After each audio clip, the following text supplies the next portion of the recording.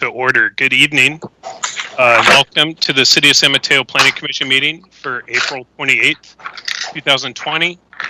Please join me in the Pledge of Allegiance. I ask the other commissioners to please mute your microphones during the pledge.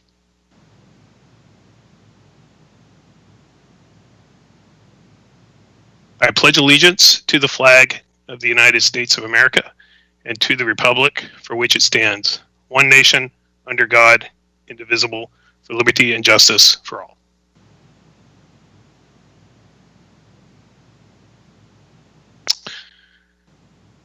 Okay, Planning Secretary, can we please have our roll call? Yes, Commissioner Williams. Present. Commissioner Maldonado. Present. Commissioner Ebnetter. Present. Vice Chair Mallory. Present. Chair Etheridge. Present. Okay, thank you. Before we go to the consent calendar, I wanted to let the viewers know that due to the physical distancing protocols in place at this time, we continue to encourage public participation remotely. Information on how to provide public comment is explained at the bottom of the published agenda. There are two ways to participate. E-comments can be provided through the website Public Meetings Portal at www.cityofsanmateo.org using the Speak Up San Mateo link. Phone-in participation can be done by calling 951-405-2956 with the conference ID number 183-654-882#. These numbers are noted at the top of the published agenda. These options for public comment will remain available until I close the public comment period for each specific item. Okay. First item on the consent calendar, and we are going to be doing the two consent calendar items separately. First item is the meeting minutes approval for the Planning Commission meeting of March 24th, 2020. Did we have any comments or feedback on those minutes from other commissioners?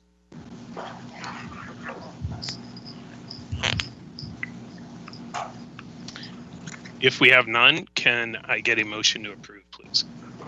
I move that we approve the minutes for the March 24th meeting. I'll second it. Okay, excellent. The motion and second. Can we have a vote by roll call, please, Planning Secretary? Yes. Commissioner Williams. Approved. Commissioner Maldonado. Approved. Aye. Commissioner Ebnetter.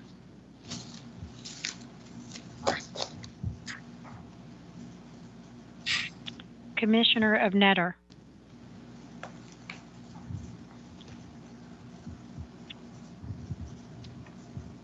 Commissioner.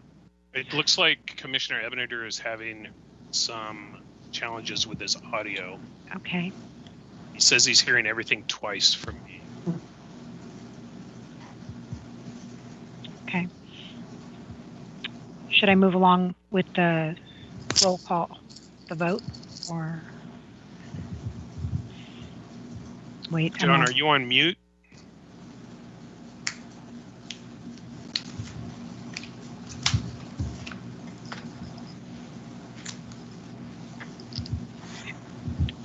He's not on mute. Okay. I don't hear. Can you hear me?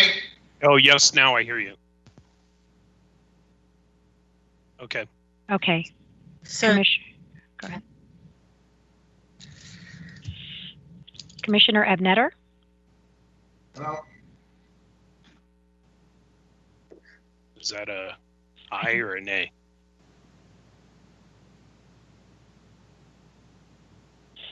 John, this is Gabrielle. Did you hear Mary call for a vote on the minutes?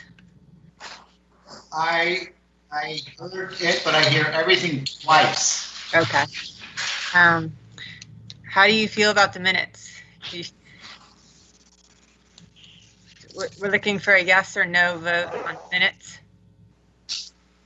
We're doing a roll call vote, John. I,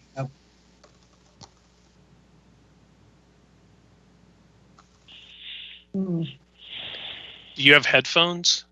I feel fine about the minutes. Okay. Is that an aye? That's an aye. Okay. Okay.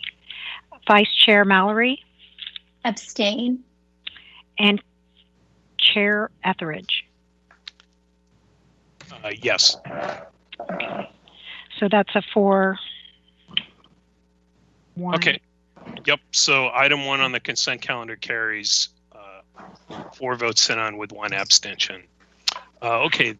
The second item on the consent calendar is the Station Park Green Development Agreement Annual Review. And is there any member of the commission that would like to discuss that, or are we ready for a vote on the resolution that was submitted?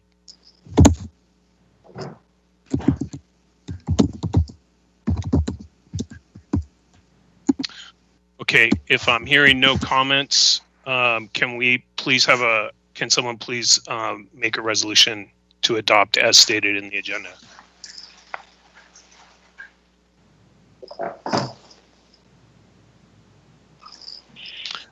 Oh, and Gabrielle, John is signing off and in again. Do we need to pause the meeting until he has come back in? You're on mute. Gabrielle, you're on mute. Okay.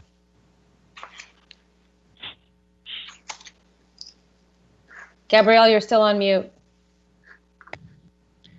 Yes, we should pause the meeting because we need all the commissioners to vote on the Okay. Station Park Green resolution, and no commissioners need to make a motion.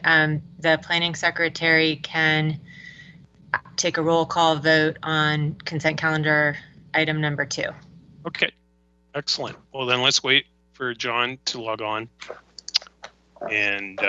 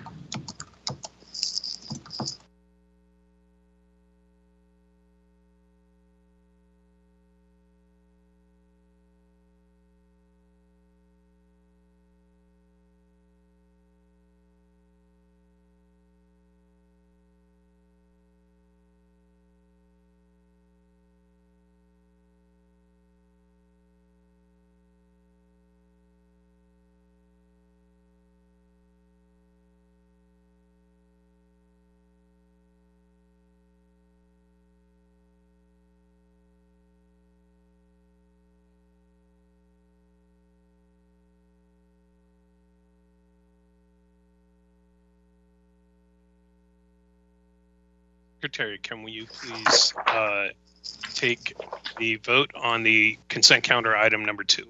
Yes. Commissioner Williams, Approved. Commissioner Maldonado, Aye. Commissioner Ebnetter, Aye. Vice Chair Mallory, Aye. Chair Etheridge. Aye.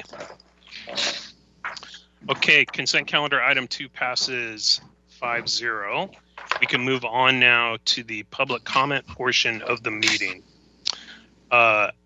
Members of the public wishing to comment on any item not appearing on the agenda may address the commission at this time.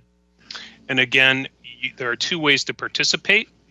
You can use the e-comments provided through the website, public meetings portal at cityofsanmateo.org, or you can phone in by calling 951-405-2956 with the conference ID number 183-654-882#.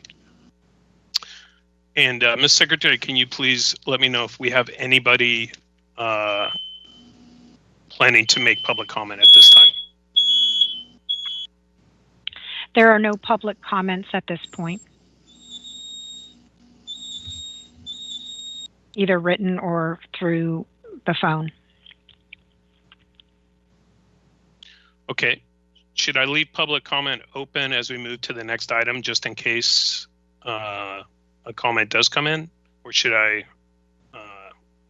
or will I have the opportunity to reopen later? We can ask for public comments after the agenda items at the end of the meeting Okay. for topics not on the agenda. Okay. The phone. Okay. I'm so sorry, I believe I see, Comment open as we move to the next item, just in case. Hello? I'm sorry. Or should I? I think there is one public comment that just came in. So, Oh, okay. Caller with the last four digits of 0180, if you hit *6, that will unmute you for you to speak.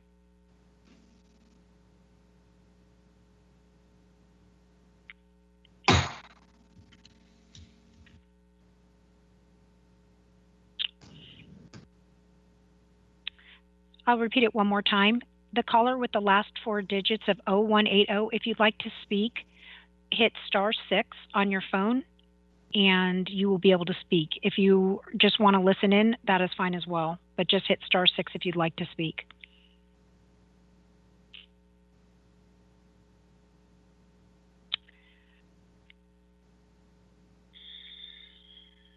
Hello? Yes. Hello. Hi. This is Diana Pettit. Hello. I placed a to speak on item number 3 Okay. in regards to PA.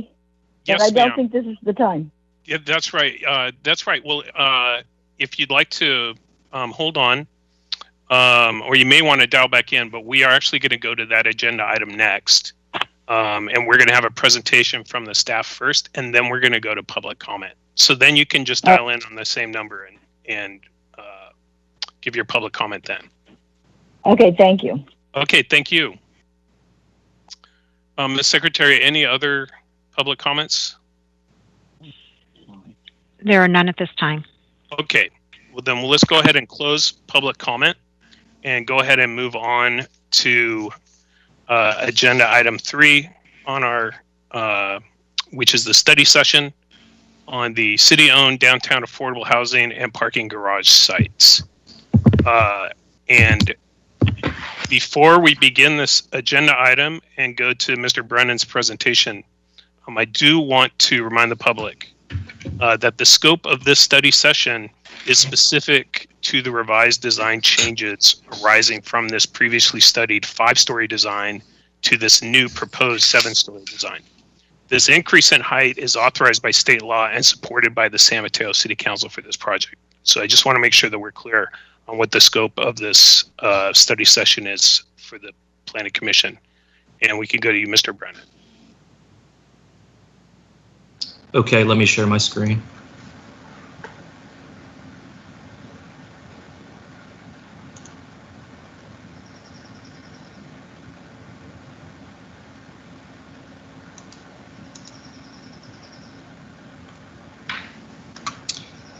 Could someone please confirm if they see the presentation? I see it's on the small screen. I think you need to switch your presentation mode. It's showing the notes. Yeah. How do I switch?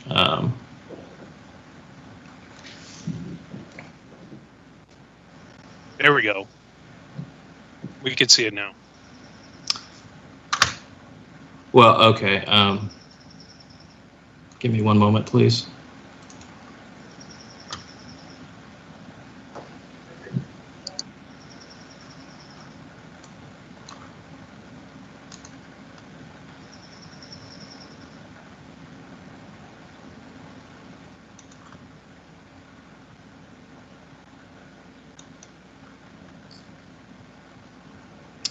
Are you seeing my presentation now?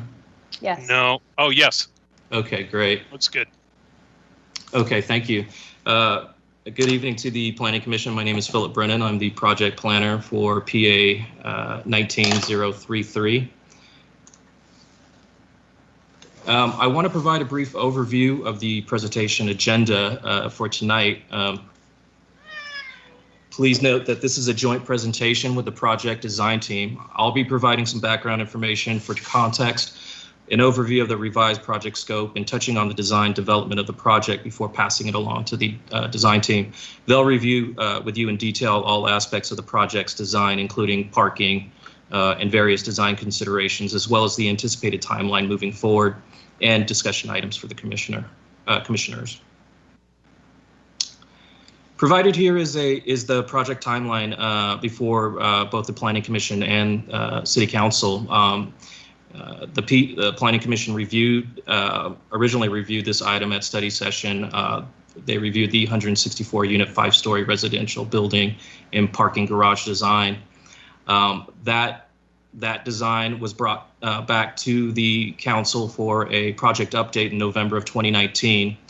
During that project update, staff informed the City Council of Assembly Bill 1763, which at that point in time had been newly adopted by the state. And that Assembly Bill provided 100% affordable projects within a half mile of major transit up to 3 additional stories of building height or up to 33 feet, and removes density controls, or the removal of density controls. The council directed staff to study the impacts of AB 1763 on the project for the purpose of increasing the number of affordable units for the project.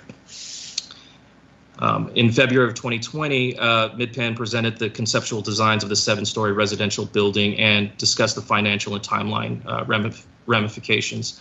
The City Council unanimously expressed support for the 7-story design and directed staff to move forward with the proposal.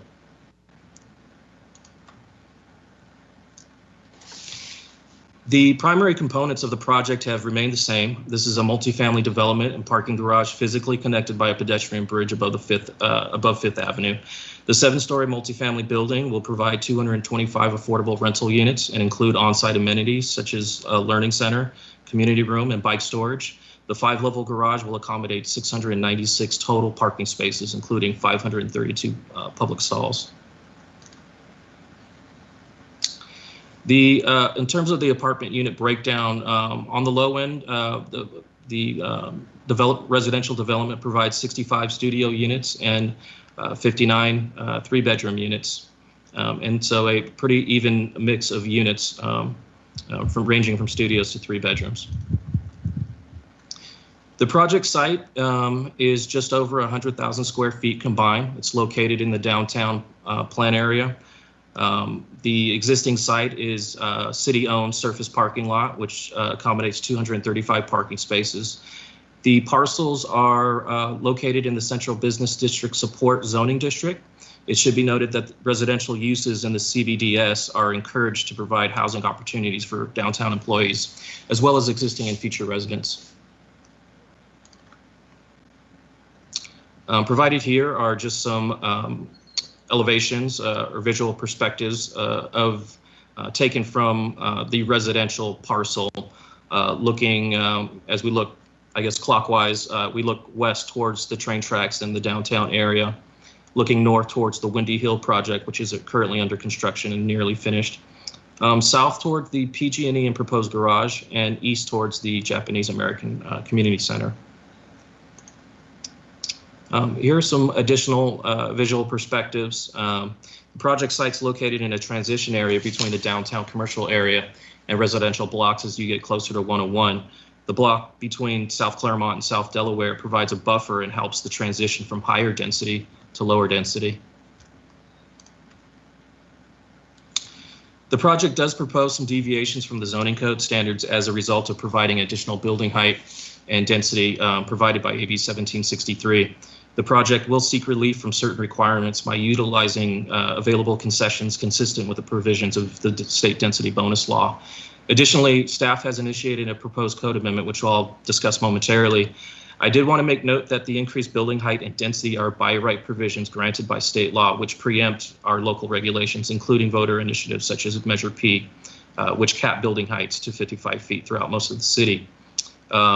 For reference, the factual data sheet can be found in the administrative report under attachment 5. I've also provided a updated data sheet that should be you should have access to. In addition to building height and increased density, AB 1763 provides qualifying projects for development concessions or incentives. The project will utilize 3 concessions on the following development standards. To build the residential building to the density permitted under the Assembly Bill and the required number of stalls in the parking garage, the project will need to exceed the permitted FAR of the zoning district, which has a maximum of 3.0. The project is at 4.28 FAR. In terms of the residential parking on a separate site, the parking associated with the residential development is required to be on the same parcel. However, placing the required parking on site would physically preclude the project from building to the maximum density provided by the Assembly Bill. Buildings located within the downtown specific plan, in terms of bulk requirements, are basically required or are limited in terms of width. They cannot exceed 150 feet in lineal feet horizontally, nor can they exceed 170 feet diagonally. If they were to abide by the bulk requirement, it would preclude the project from building to the maximum density as provided by the Assembly Bill. Staff is currently processing a draft ordinance that would amend our municipal code for AB 1763 covered projects. A proposed ordinance was originally brought before the PC in late March, but staff has since determined a more prudent approach would be to conduct further analysis of the ordinance's potential environmental impacts in accordance with CEQA, and a different approach that allows greater flexibility and case-by-case analysis versus prescribing development standards that would have been broadly applied to all future qualifying projects. The development standards listed in the slide are necessary code deviations specific to this project. The general design of the project has remained consistent, but has continually been refined based on feedback received from the Planning Commission dating back to the initial study session in April of 2019. It's also been refined through design review process performed by the city's design review consultant. 3 letters have been provided to the Mid-Penn design team, which have looked at the project's design with regard to consistency with the urban design element of the general plan and downtown plan area, as well as the design team's response to both the consultant's comments and the Planning Commission. In addition to that, Mid-Penn Housing and city staff have met with the community on 3 separate occasions since the start of the year to discuss the revised project design, answer questions, and receive feedback. And so with that, I want to pass this along to the project design team, and they'll go through the project to discuss how they've responded to feedback and the revisions to the project. So. Okay, thank you.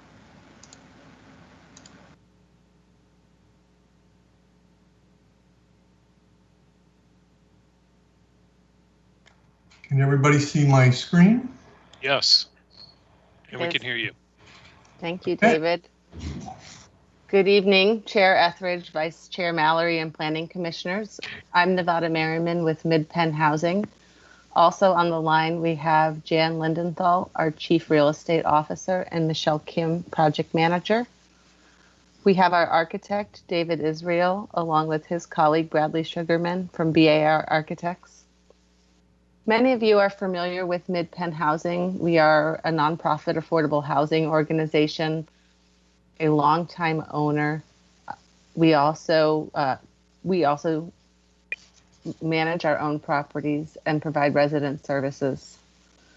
We have many properties in the city of San Mateo, including Peninsula Station, Delaware Pacific, and St. Matthews in the downtown. And as a long-term owner of our communities, we're committed to being good neighbors.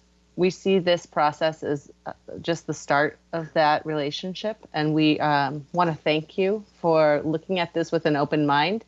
It is a first in my career to have the City Council send us back to add 2 floors and the opportunity to add an additional 61 homes. We'll have a lot of public impact. We're very committed to doing that in a beautiful building. And so please, I hope that you'll share comments with us so that we can have a product that we all feel really confident in. Okay, next slide, please.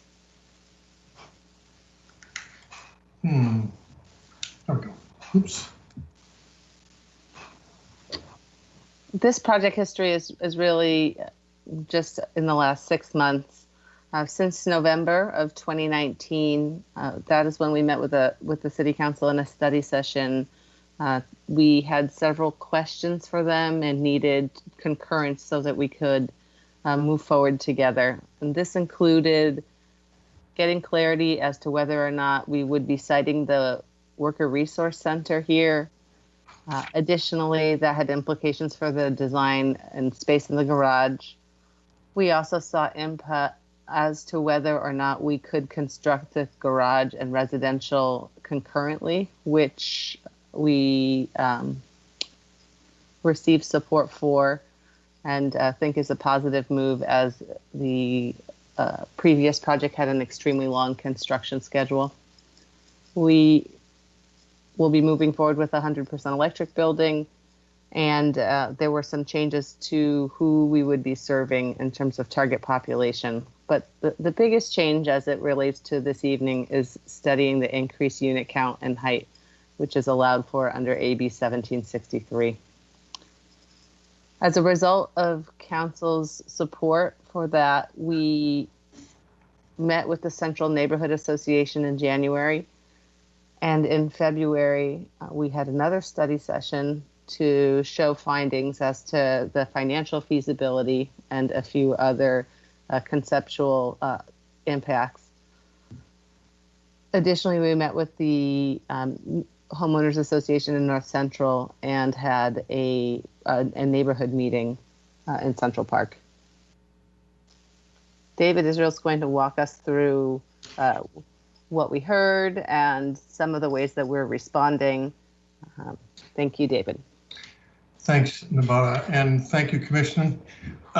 Looking forward to getting your feedback on the various issues that have come up through the process. We wanted to just very quickly overview some of the concerns that were raised, how we're addressing them, and then we'll go through some of those in more detail as we move forward through the presentation. One of the big ones that we heard, of course, was noise from Caltrain. And what we want to assure you of is that both because of the funding requirements for this affordable project and code sensitivities about proximity to the tracks, we will have a higher performance wall assembly and much higher performance windows, and also the air supplies to those will be looked at as well. With regard to the issue of neighborhood context, this has come up obviously as we change from a 5-story building to a 7-story building. The issue of context we still looked at from the standpoint of materiality and the quality of those materials and location of those materials. We'll go through those in more detail. On-site amenities, we'll show you how we've addressed open space and this new added roof deck on the 7th floor. We'll talk about that.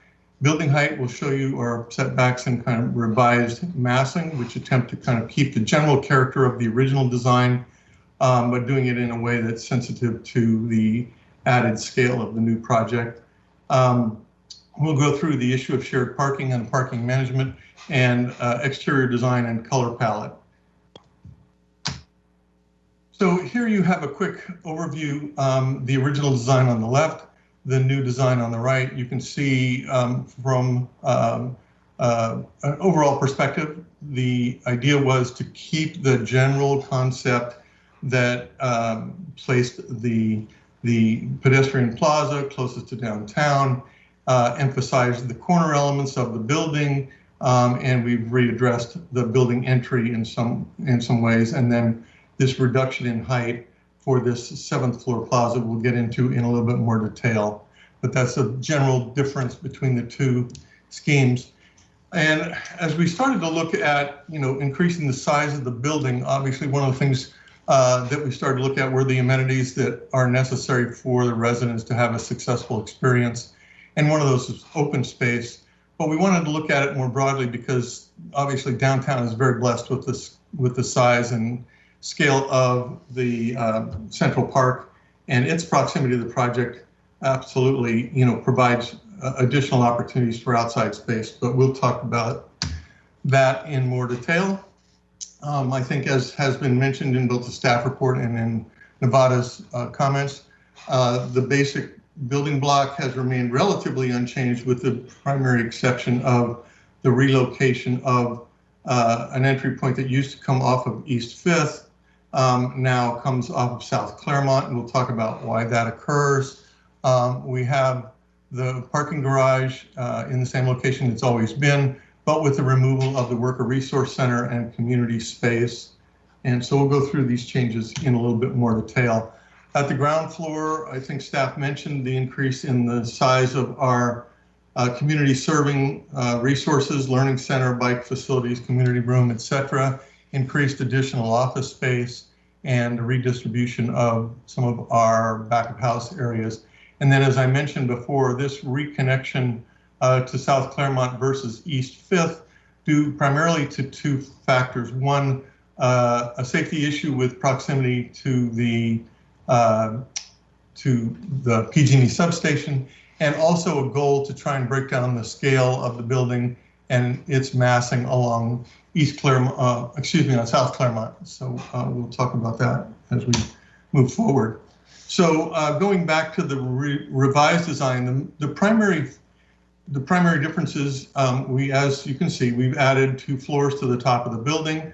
But when we get towards the entry element, we've dropped that down a floor to provide additional amenity space for residents, but also to create a more distinctive feature at the entry. The original entry was tucked back closer to the courtyard. We pulled that out to the street to get more eyes on the street and a little bit more presence for that entry.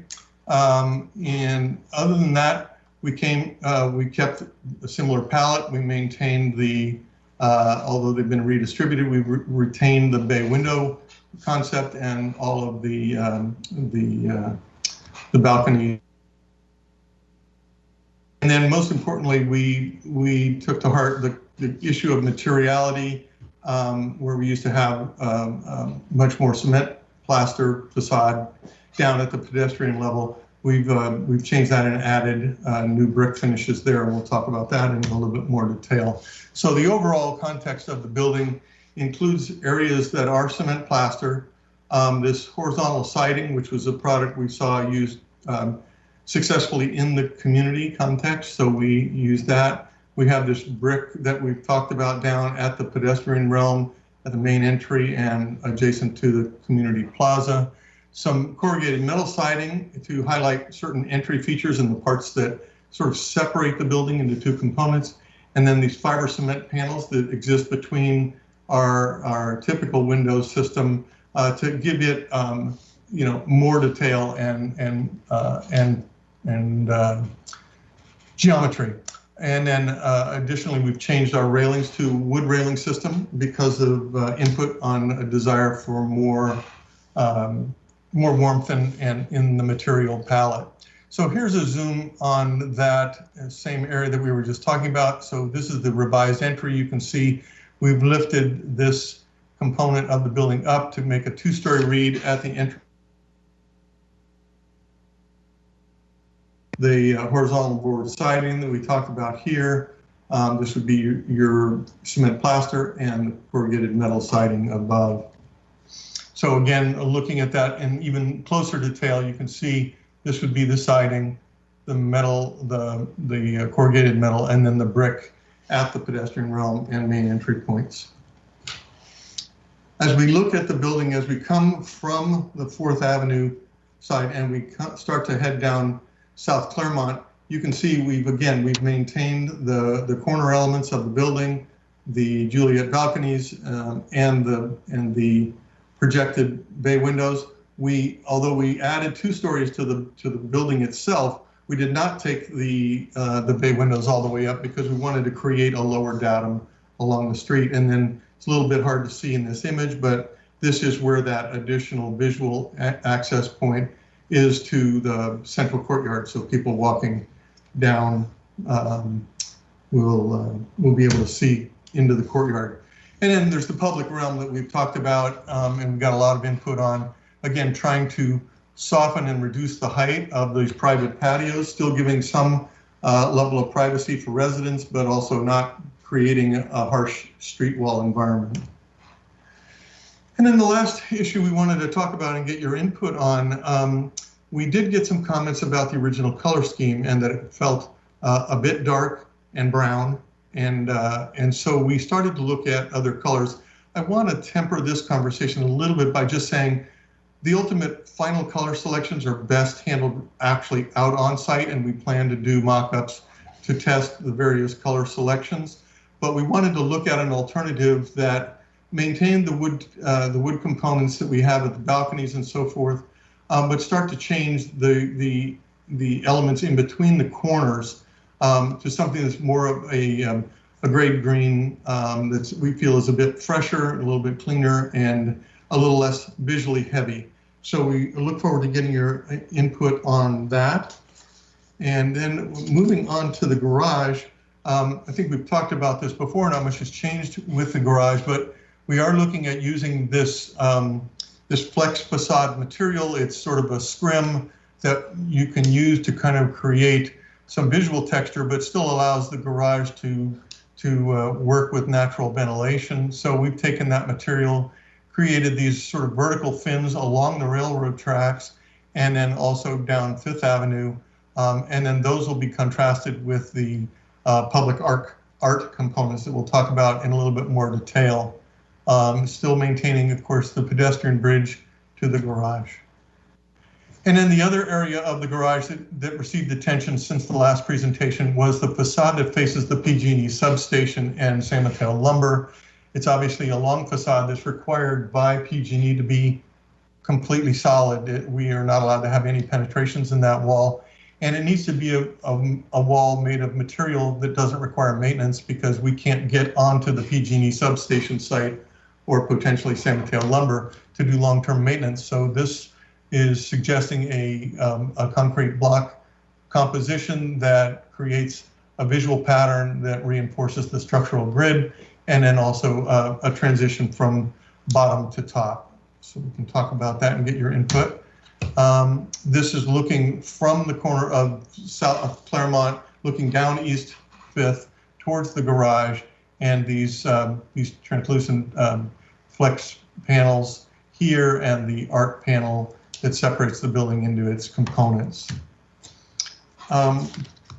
Nevada, would you want to go through the public art plan? Or? Yes, thank you.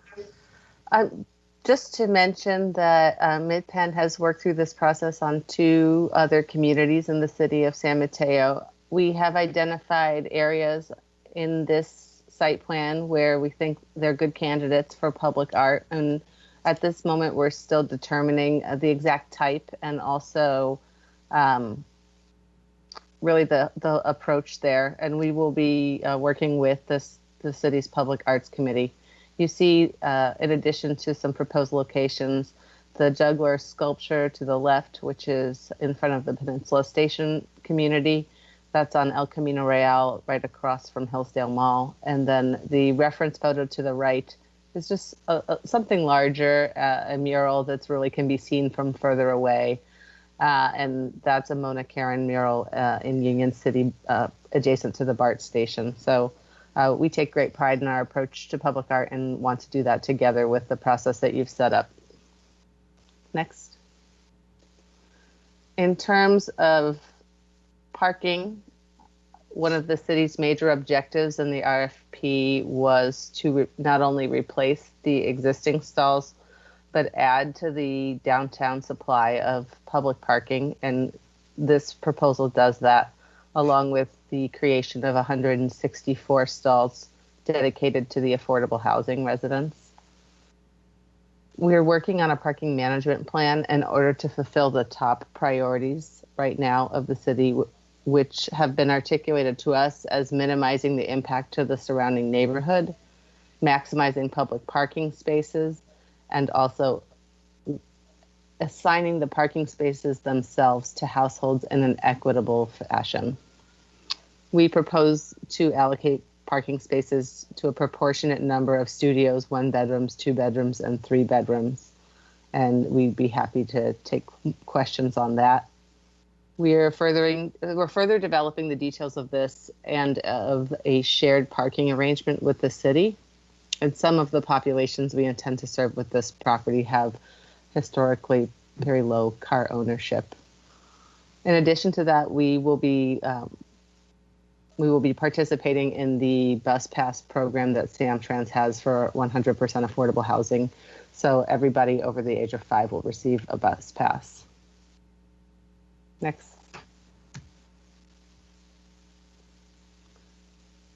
Next slide, David. I'm trying. Okay, thank you. And so here we are tonight, April 28th, here for your input. We will take your comments, the comments that we've been seeing coming in and from the conversations we've had to heart, and have some ideas. We are still looking to be before you in the July timeframe for review and potential approval there. And that's because we're targeting an approval of August from the City Council. All of that together would put us in good shape to apply for some state funding that is specifically for infrastructure. We've applied for this about 5 times. We've always been successful, and it constitutes $5 million in the project's capital stack. So we really want to be in a good position to go compete for those statewide funding for infrastructure. With that award in hand, we would apply for our tax credits and bonds in the spring and start construction in fall of next year. So that's the anticipated timeline. Next slide.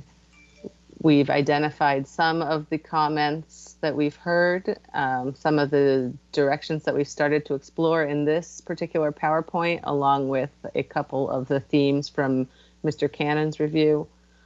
And we would like to get your input on this, but certainly it's not limited to these, and we're really here to listen. So thank you very much. And we would be happy to take your questions, and we look forward to this discussion. Okay, excellent. Thank you, Ms. Marion and Mr. Israel.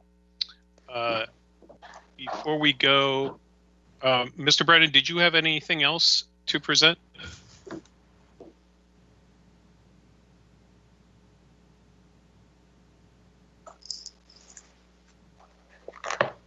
Philip? I'm sorry. No, I don't. Okay. The mute, I know.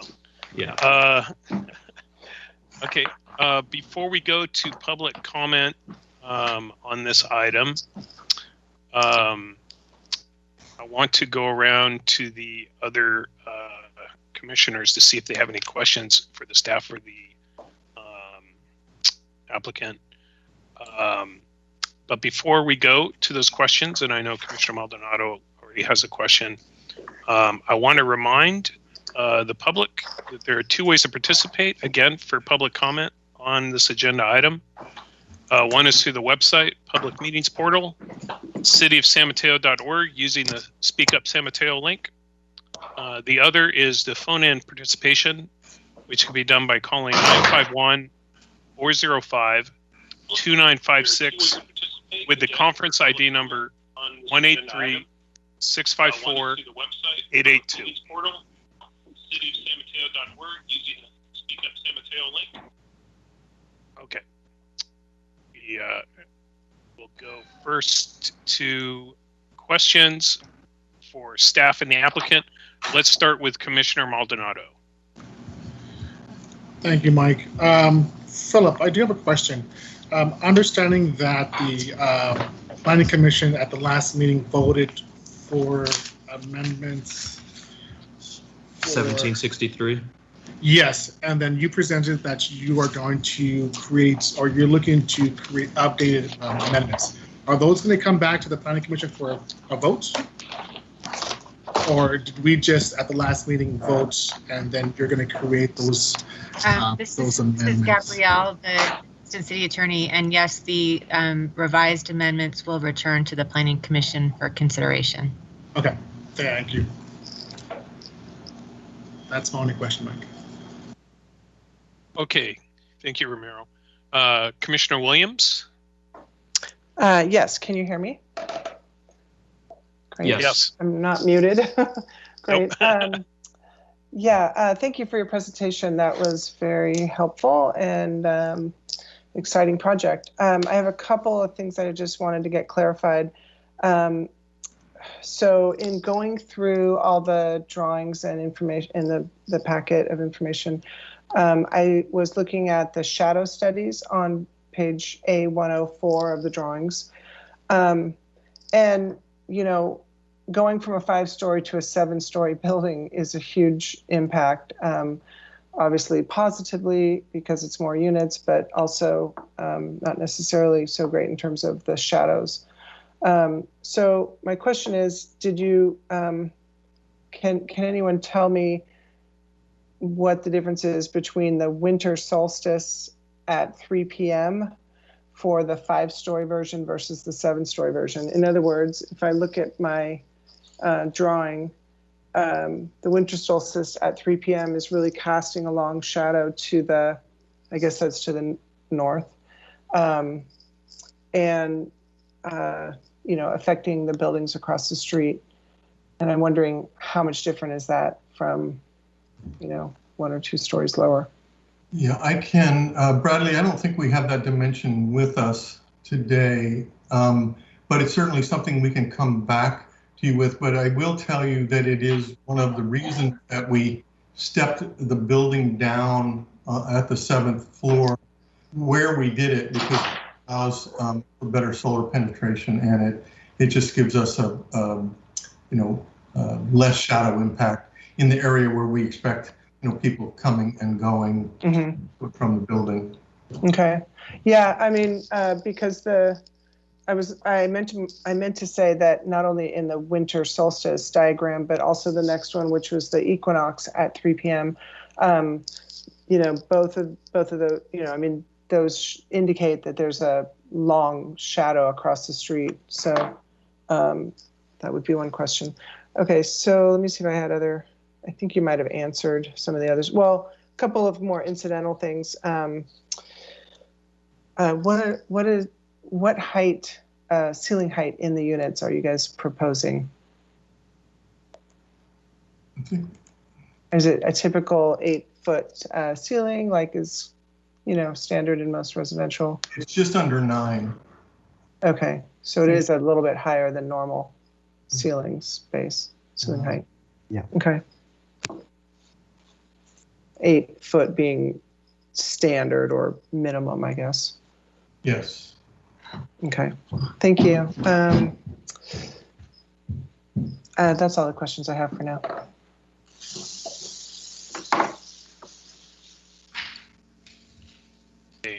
Okay. Commissioner Ebner or Commissioner Mallory, did you have any clarifying questions for the applicant or staff before we go to public comment? I wanted to hear public input first, please. I have a question. Okay, please go ahead. Okay, so my question is about the garage, and I'm trying to get my arms around how many residents there will be versus how many public spaces there will be. So can someone tell me how many residents you are expecting to have, just maybe in a range for this building?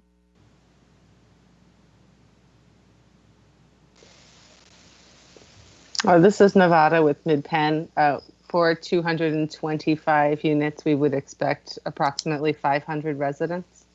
That includes a fair number of children. At our other family properties in San Mateo, we do have quite a number of large families. That this community has a good number of 2 and 3 bedrooms. So maybe about half or 60% children.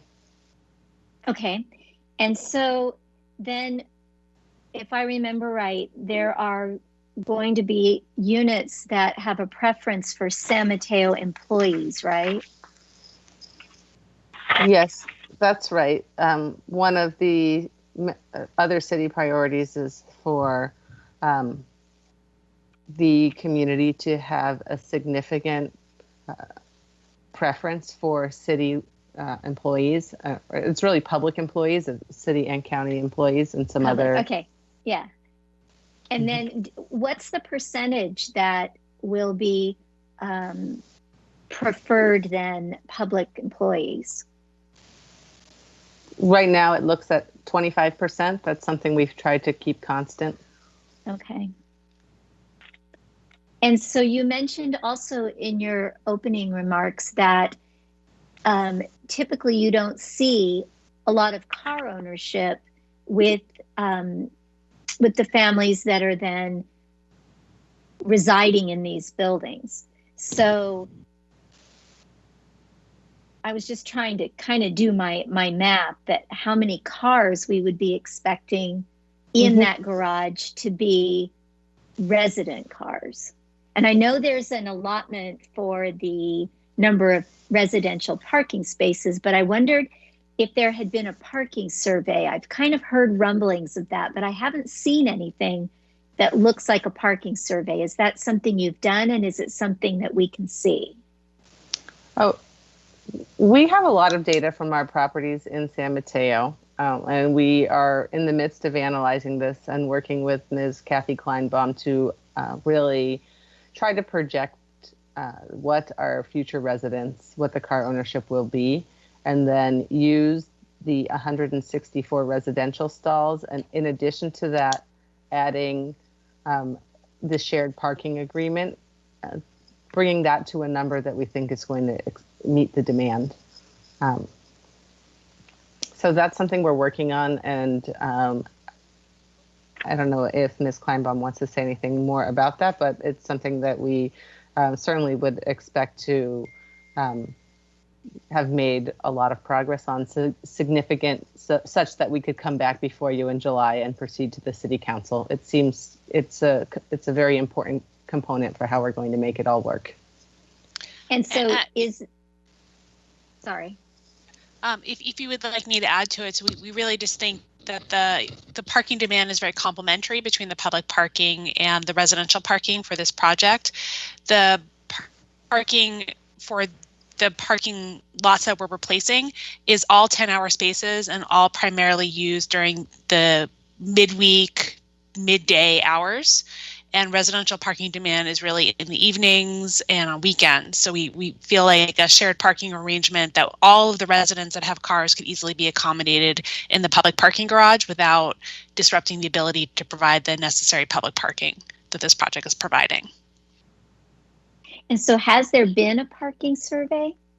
And I guess that was my confusion. Someone I was speaking with kept bringing up a parking survey, but I don't know how you can do a survey until you know who's going to be living there. So I was just curious about how the parking survey, if there is one, how that was handled. At this point, we've done our own analysis. So MidPenn manages 30 communities in the county of San Mateo, including the 3 other communities in the city. We have a very good sense of what our residents will need, and we are working through some of the details as to the various preferences and how they work together. So at this point, we know that there will be 81 project-based vouchers. With that will be approximately 20 homeless individuals and families that will live in this community, in addition to the public employee preference. Some of those groups, especially the homeless that we're working with with the county of San Mateo, have very low car ownership. So we're trying to kind of thread the needle between what we think is going to work on in terms of reserving parking, and then giving the city maximum flexibility so that they don't need to have 225 stalls dedicated to the affordable housing forever. I do believe that we're building for today, but we also have to keep an eye to the future. So really working through with Kathy on the public parking shared agreement, such that it will meet the needs of everybody.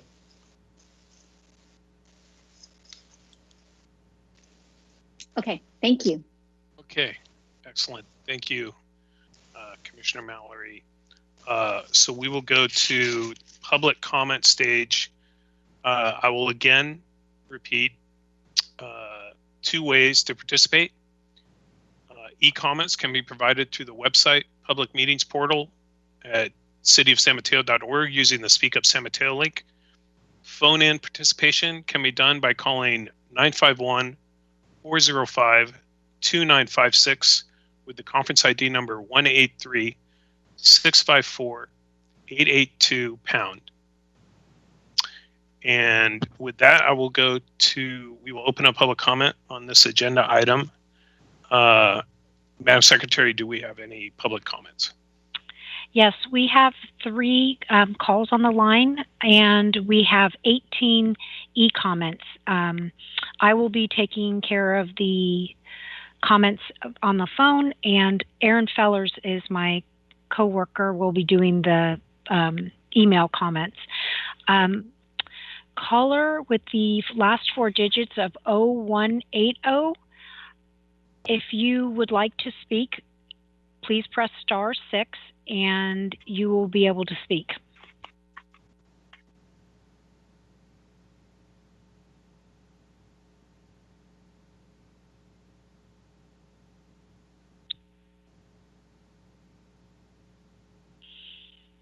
It might take a second for them to be able to get through. Yep, no problem. I'll just repeat it again. Caller with the last 4 digits of 0180. Oh, there we go. Yes, I am. Hi. Hello. Can you hear me? Yeah. Yes, we can. Thank you. Oh, hi. Okay, this is Diana Pettit, and I want to say it's very nice to hear you again, Alex and Nevada. I have been doing some work on the project, as I told you I would, on our discussion on March 26th. I wrote a letter to the Planning Commission for this meeting today. And I want to say, first of all, it's really great to see you turn that building over to Claremont Street for a front entrance. With social distancing, I think we have a little better option, and the building being pushed back, we will have a better option for people to be able to cross, stay 6 feet from each other. I understand we won't be in social distancing forever, but I think it's something to look forward to because people will also have strollers and shopping baskets to get through. Also, I would like to ask you, now that you've built your property on El Camino between Michaels and 25th Avenue, have you looked at the wall that has been put there by Caltrans to put the new high-speed railroad and electrification train there? Hello? Ms. Pettit, Ms. Pettit, please leave your comment, but this isn't a dialogue back and forth. So please leave your comment and we'll address them after we receive all the comments. Okay, so I'm concerned about this building being in the trains, behind the trains. Those first, second, and third floors will also have this train wall behind them. That will lead no light or anything. Also, I just...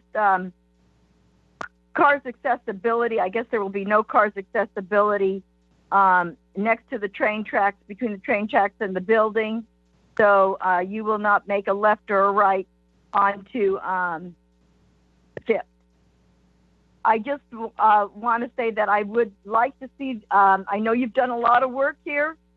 I do want to say that there is a better property place that I think this would be placed because it would go in with the green property, 1954 to 1989 on Pacific Boulevard, and then it wraps around to 286 19th Avenue. I would like this project to be possibly looked at for that property instead of here on 400 4th Avenue and 480th 5th Avenue. That's all I have to say. Thank you for my time. Thank you for calling in very much. Okay, Madam Secretary.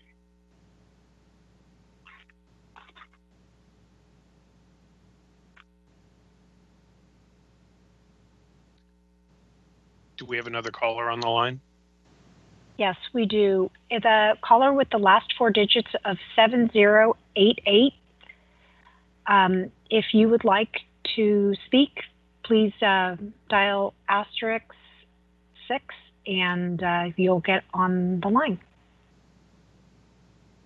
Hi, can you guys hear me? Yes. Hi, my name is Kalisha Webster. I am a housing coordinator with Housing Choices. We are a nonprofit dedicated to creating affordable housing opportunities for people with developmental disabilities. I work with a number of City of San Mateo residents with developmental disabilities by supporting them in their housing needs, whether that be maintaining stability in their current home or finding new housing. Most of my clients are in need of access to affordable housing in order to live independently. For example, one of the clients I'm currently working with has been living and working in San Mateo for the past 3 years. She works about 30 to 40 hours a week as a store clerk, a job which we have all discovered during this public health crisis is essential to our community. She also receives disability and Social Security benefits. However, even with these three sources of income combined, she is only able to afford less than $1,000 per month in rent, which does not give her a lot of opportunities in the city. Right now, she is living in shared housing, but has a goal of one day being able to live on her own.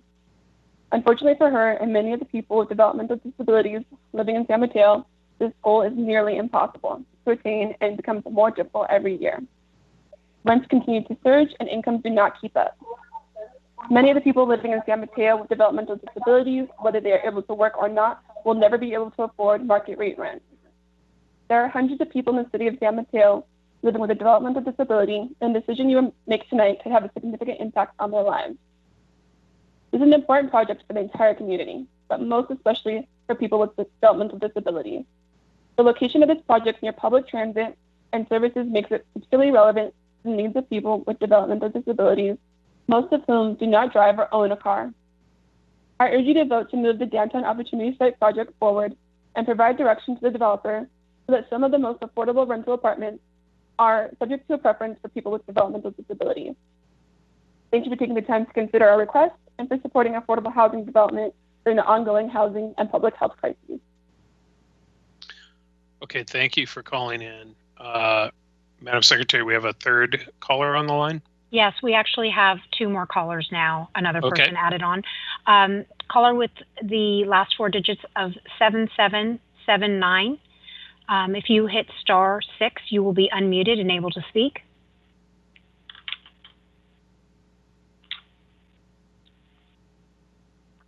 Good evening, Commissioners. This is Jordan Grimes calling. I'm speaking tonight both as a lifelong resident of San Mateo, as well as a co-founder and lead member of Peninsula for Everyone. We're a regional group advocating for good housing policy. It's been almost 2 years, I think, to the day, actually, that Mid-Penn was selected for this project. So I'm really glad to see that this is slowly making its way forward. I just want to lend my support to the project and say that, honestly, this couldn't be in a better location. It's so close to parks and grocery stores and public transit. And I'm really impressed by the Mid-Penn team. They've created really an absolutely gorgeous project that I think is really worthy of both the downtown and the essential workers who are going to live in it. So thank you and appreciate your time tonight. Okay, thank you for the call. So we have one last caller with the last four digits, 1960. If you hit *6, you'll be unmuted.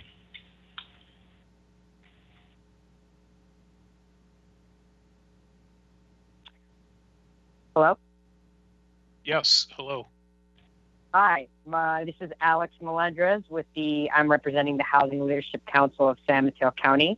Good evening, San Mateo Planning Commission. We work with communities and their leaders to produce and preserve quality, affordable homes.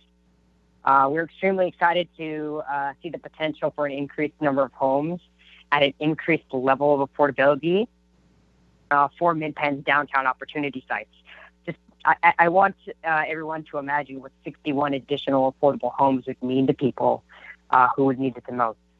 That's 61 additional families and individuals who will be able to live in San Mateo and call it home. The location is perfect. It's the perfect place to live without a car. It's walking distance to almost every amenity, green space, Caltrain, you name it. I would like to live there. But in close second, I'd like to share a story a personal story, that my sister has finally found an affordable place to call home in San Mateo after dealing with housing insecurity herself. Now she doesn't have to worry about that.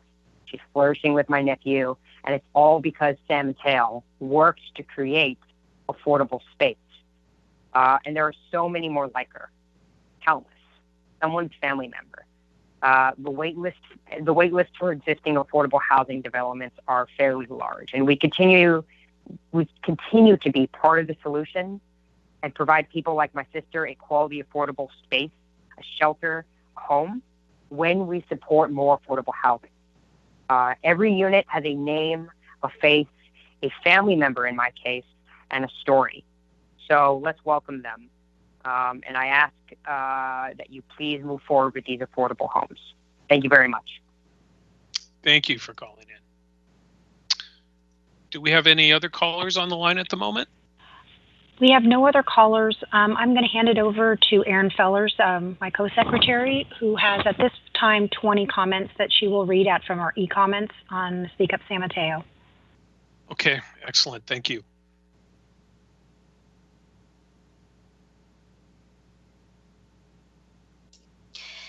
Good evening, Planning Commissioners. Can everybody hear me? Yes, we can, Erin. Thank you. Okay, fabulous. So the first comment I have is from Lori Watanuki of the Central Neighborhood Association, and her comment is as follows. It is more difficult to comment on this Mid-Penn project during the shelter-in-place restrictions and this virtual meeting process. We are disadvantaged because these drawings are very small for viewing on a laptop computer screen, and residents can't view the large plans and material boards in person due to City Hall being closed. The Mid-Penn building design and the building garage design need more refinement.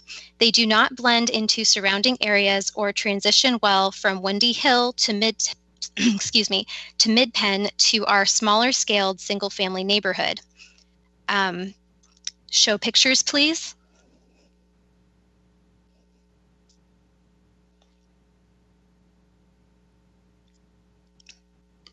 Are you meant to be showing something on the screen, or? Yes, we have someone in the other room trying to get that up for you now. Just a moment, please. Okay, no problem.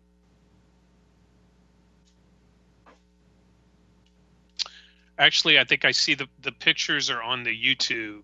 There we go. Okay, now we can see them on the Okay. Teams. Thank you. Then I will continue with the comments. These pictures of our single family bungalows and examples of softening the architecture. There are no examples of side-by-side drawings of the 7-story building impacts on nearby 1- and 2-story buildings. Large shadows are cast on 8 of 9 views from the 7-story height of residential building, and this needs to be addressed. There are no examples of side-by-side drawings of the 7-story building impacts on nearby 1- and 2-story buildings. Large shadows are cast on, sorry, I think this was double copied onto here. There are no examples of side-by-side east and west pictures of these 2 buildings, housing and garage, next to each other. Extend the sycamore trees down 5th Avenue to Railroad Avenue and match the trees on 4th Avenue with the Windy Hill project to continue the pedestrian experience. More private on-site open space with balconies and more public open space would benefit the residents in this extreme high density on Parcel 1. The sidewalks can be widened to provide safer pedestrian experience along 4th and 5th Avenues. The very original 5-story Mid-Penn project and the current design at 55 feet are much better designs and should be considered as alternatives to the current design. There seems to be resistance on the part of Mid-Penn Housing to improve the current designs. More articulation is needed in the facades to reduce the mass and bulk. We would like to see beautiful and high quality project, and we do fully support affordable housing. Excuse me. Best, Michael Weinhauer, Maureen Killo, Ben Portastache, Lori Watanuki, Central Neighborhood Association board members.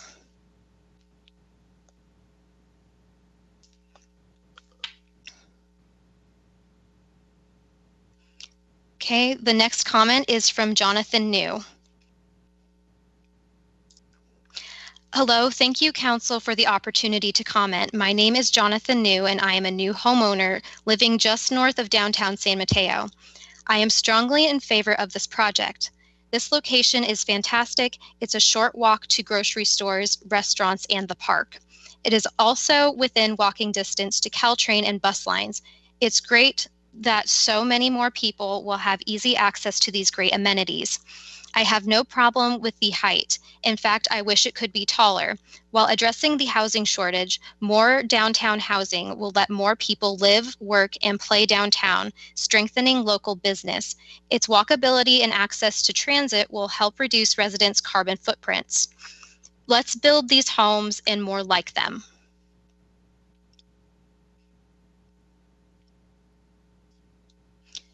Okay, the next comment I have is from Evan Adams. It is important to move forward with this project. Imagine the benefit of public health during COVID of having critical workers living here, not out of Tracy or Stockton. This is a rare opportunity to have two parcels combined and provide 100% affordable housing. This is an economy of scale. Two things used give even more than either two would individually. This is good use for the people most in need at a rare scale, making it practical. Thank you for your service. The next comment I have is from Elizabeth Hall. Hello, Planning Commission. My name is Elizabeth Hall, and I am a long-term resident of San Mateo. I am strongly in favor of the affordable developments. San Mateo desperately needs more housing, especially affordable housing. This project will be a great way to help San Mateo grow as a healthy community that supports people of all income levels. Although I prefer that San Mateo develop more infrastructure that supports public transportation, I think the parking garage is in a practical location. If our parking garages exist on the edge of downtown instead of the center of it, we can give pedestrians, bicyclists, and other micro-mobility riders priority in the downtown streets. Thank you for your time. The next comment I have is from Daryl Rose, representing HLC of San Mateo County. Affordable housing has become a greater need because of the pandemic. The state, and more so the county, is lacking in affordable housing, and I welcome this development in my neighborhood. We will continue to lose essential workers that serve our county, from servers, retail staff, all the way to teachers, as well as the non-technical corporate workers without affordable housing. The neighborhood will also become more and more homogenized, reducing the diverse thinking and culture that leads to progress and innovation. In addition, I also support exemption to the maximum height and the number of parking slots required stated in Attachment 6, Density Bonus Letter. We need more units and more public transit. Given proximity to Caltrain, bus stops, and the businesses downtown, residents could live and work in close proximity, thus reducing the need to drive. With this development, we should encourage density and more commuting to increase ridership and service, as well as have more bike and EV parking as seen in the more progressive cities around the globe.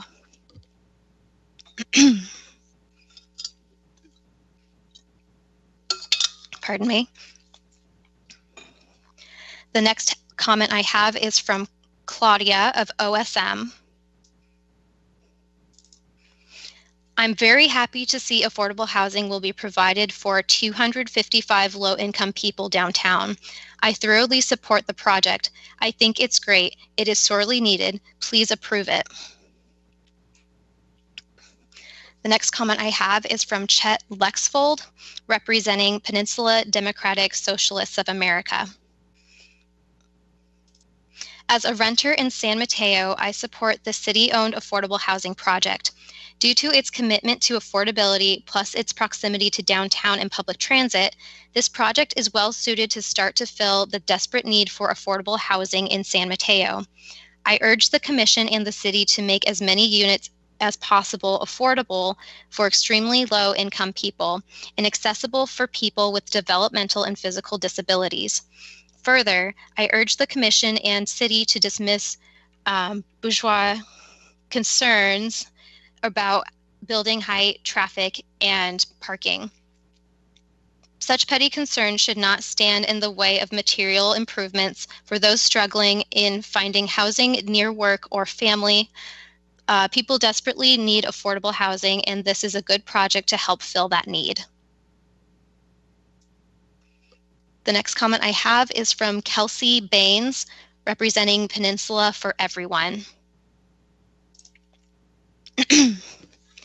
Thank you, Commissioners, for your service during this difficult time and for your consideration of this important project. As the Executive Director of Peninsula for Everyone, I wish to convey our strongest level of support for these 225 transit-accessible affordable homes.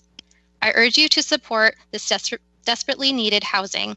Keep in mind the many families who are currently unable to safely shelter in place due to overcrowded or substandard living conditions. We know that housing is foundational to individual and public health, but too often safe and secure housing is out of reach for low and middle income families, many of whom are currently performing essential duties in our community. Mid-Penn should be commended for an exemplary proposal that is beautiful, makes excellent use of scarce transit-adjacent land, and provides the vital community benefits of affordable housing. I was thrilled to see the number of affordable homes increased, as too often homes are slashed during the planning process and fewer families are able to access housing as a result. Given the access to transit and amenities at this site, our future neighbors will undoubtedly be grateful that their homes were built as a result of this density bonus. One of the most important aspects of this project is that it would provide housing options for Section 8 voucher holders. In my previous role with VA Supportive Housing, I routinely observed the challenges San Mateo County voucher holders experienced in trying to obtain homes within the voucher's payment standards. It was heartbreaking to watch homeless veterans restart the lengthy voucher process in a new county after searching for housing for months in San Mateo County to no avail. Given that most folks who qualify for vouchers won't get one at all, it is imperative that these scarce benefits actually be utilized to house some of our most vulnerable neighbors. Thank you again for your service and for your support of these community-serving homes.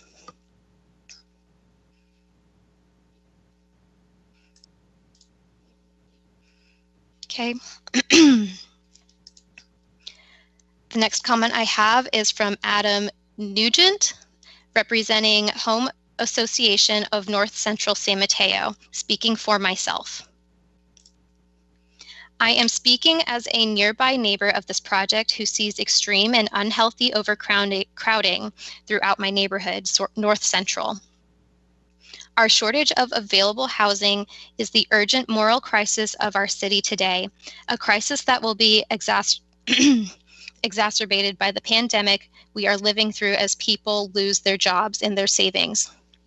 Just as our city budget will be tested in the coming years, our ability to build subsidized housing and people's ability to pay rents will become more difficult. We will need to take every opportunity to create more housing like this in high-resource, transit-accessible neighborhoods, using the limited existing funds we have access to today. More neighborhoods in places like this makes places like this better. It is a time-tested, virtuous cycle that underscores traditional walkable cities and their long-term viability. Our walkable downtown is a great place for the proposed Mid-Penn project, and I support changes to increase the number of units in this project. Okay, my next comment is from Jeremy Smith. Thank you, commissioners and staff, for your flexibility and commitment to the public during this crazy time. Now more than ever, we as a region need affordable housing. Housing, if not for the young person who has chosen public service or teaching in our public schools, if not for a working class family who keeps your office clean and takes care of our elderly, if not for our community members with disabilities that make it difficult to find high-paying jobs, then let's build this housing for our essential frontline medical workers, for our bus drivers, and for the service workers who have lost their jobs to the crisis. The backlash that this project has received is shameful and brings to light the institutionalized injustice of our zoning and housing policies. Furthermore, this project location in downtown near Caltrain and density support cities' sustainability goals, reducing VMT for the city and region. I support this project and encourage you to do the same. Thank you.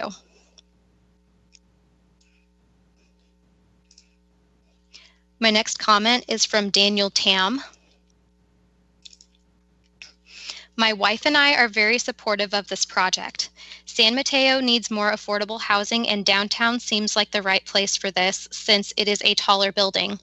I am a little concerned about parking needs, but if residents can access garage parking, it should be okay. It feels well designed and the bridge across is an interesting idea. Daniel and Krista Tam, Laurel Street.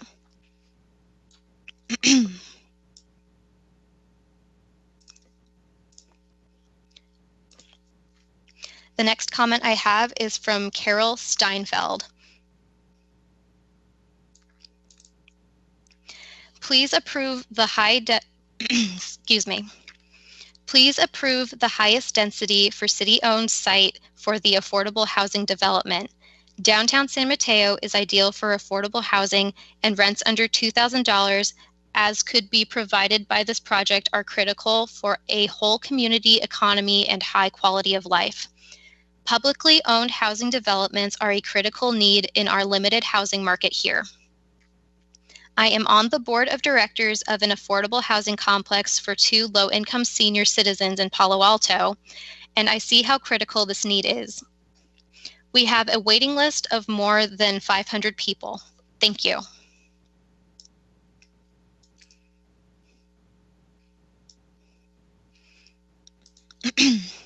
My next comment is from Joshua Hugg.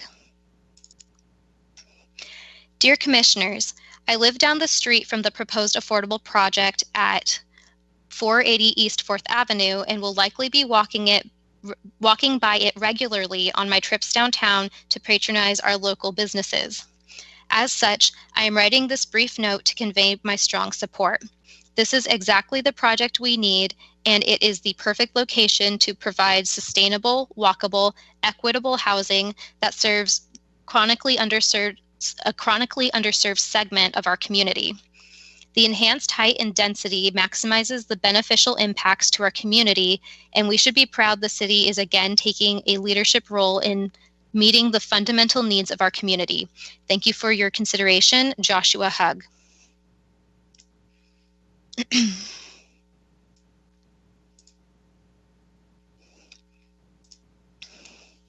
My next comment is from Vilma Oliveira. It's almost hopeless to talk about affordable housing in San Mateo. I see countless families living in crowded buildings and apartments. I urge the City Council to work with an affordable housing plan for the low-income families who don't have a voice in these meetings. They work hard, frequently more than 2 jobs, and still cannot afford a decent living. Thank you, Vilma Oliveira.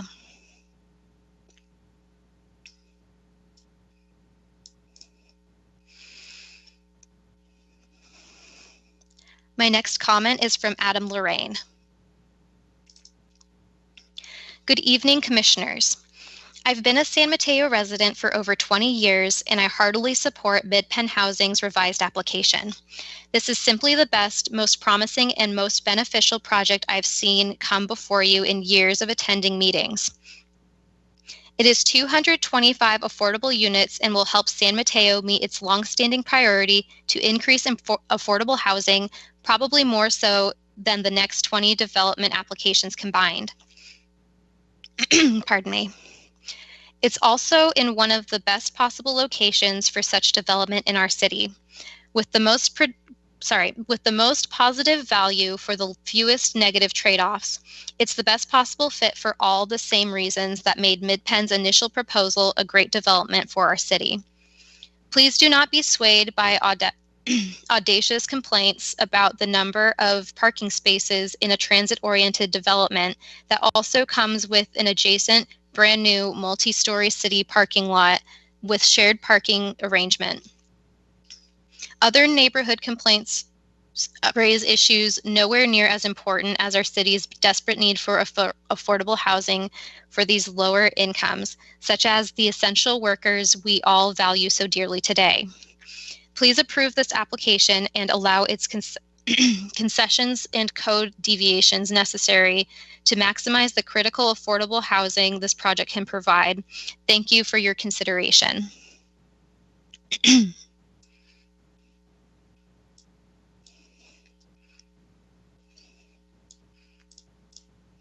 My next comment is from Robert Frutchman. As a San Francisco resident, I'm envious of San Mateo that this project has been proposed.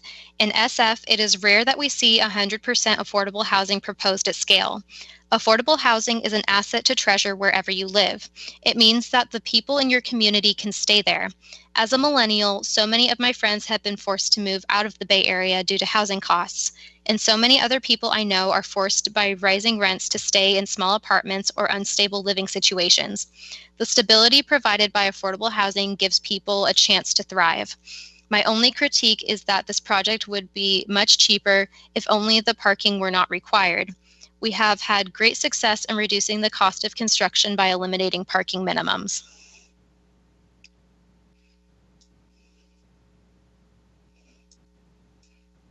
Okay.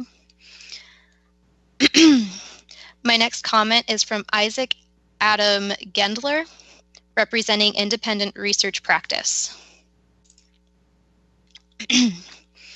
To the city and community of San Mateo, my name is Isaac Gendler. I am a housing climate resilience researcher whose work is focused on the San Francisco Bay Area. It has recently come to my attention that downtown San Mateo may soon be host to a 100% affordable unit project at 480 East 4th Avenue and 400 East 5th Avenue.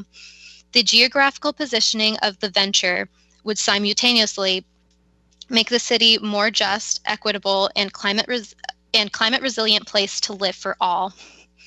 According to Zillow, the median home value in San Mateo is $1,467,184, and the median rent is $3,357. Given the minimum wage of the city is $15.38, the cost of living is simply out of reach for many people who would be potential upstanding residents.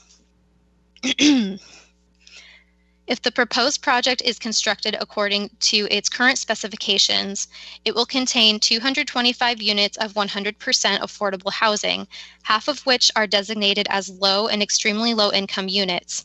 This will allow workers and their families of all backgrounds to enjoy the full benefits of living in the city, a city with ample greenery, clean air, and the most comfortable weather in the world. Not only would this project provide phenomenal quality of life and a plethora of economic opportunities for these potential residents, but also insulate them from the effects of climate change. If constructed, this project would provide dense transit-oriented housing in a location that would be safe from the ill effects of sea level rise. In fact, even the most dire climate models predict that by the year 2100, the site will be negatively impacted.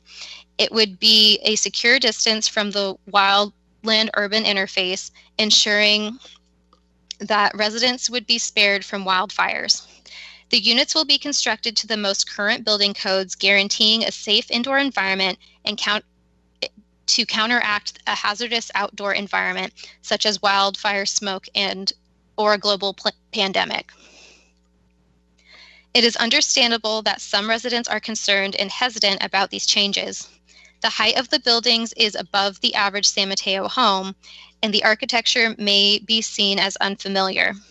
However, at this moment, we must consider that San Mateo could lose if this project is downsized or even terminated. The city would lose residents to other towns that will most likely not have access to the same level of provided services.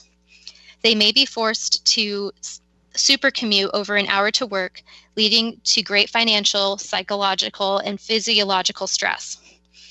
If San Mateo strives to be a champion of equity and environmental management, this project would be a pragmatic and forward-thinking avenue to pursue. I endorse this project for the economic and environmental benefits it will bring to both the current and future community of San Mateo. Maps of the project positioning against sea level rise and wildfires can be seen below. Thank you for your time. Sincerely, Isaac Adam Gendler. I do not see the referenced images. Give me a moment to adjust my spreadsheet here. You're doing a great job, Aaron. I'm out of breath. I have no more comments on my spreadsheet at this time. Please give me a moment to refresh the Speak Up San Mateo page. Okay, no problem. And there are no more call-in comments. If Aaron has no more comments, we will be going to Patrice, who has a video that she wants to share.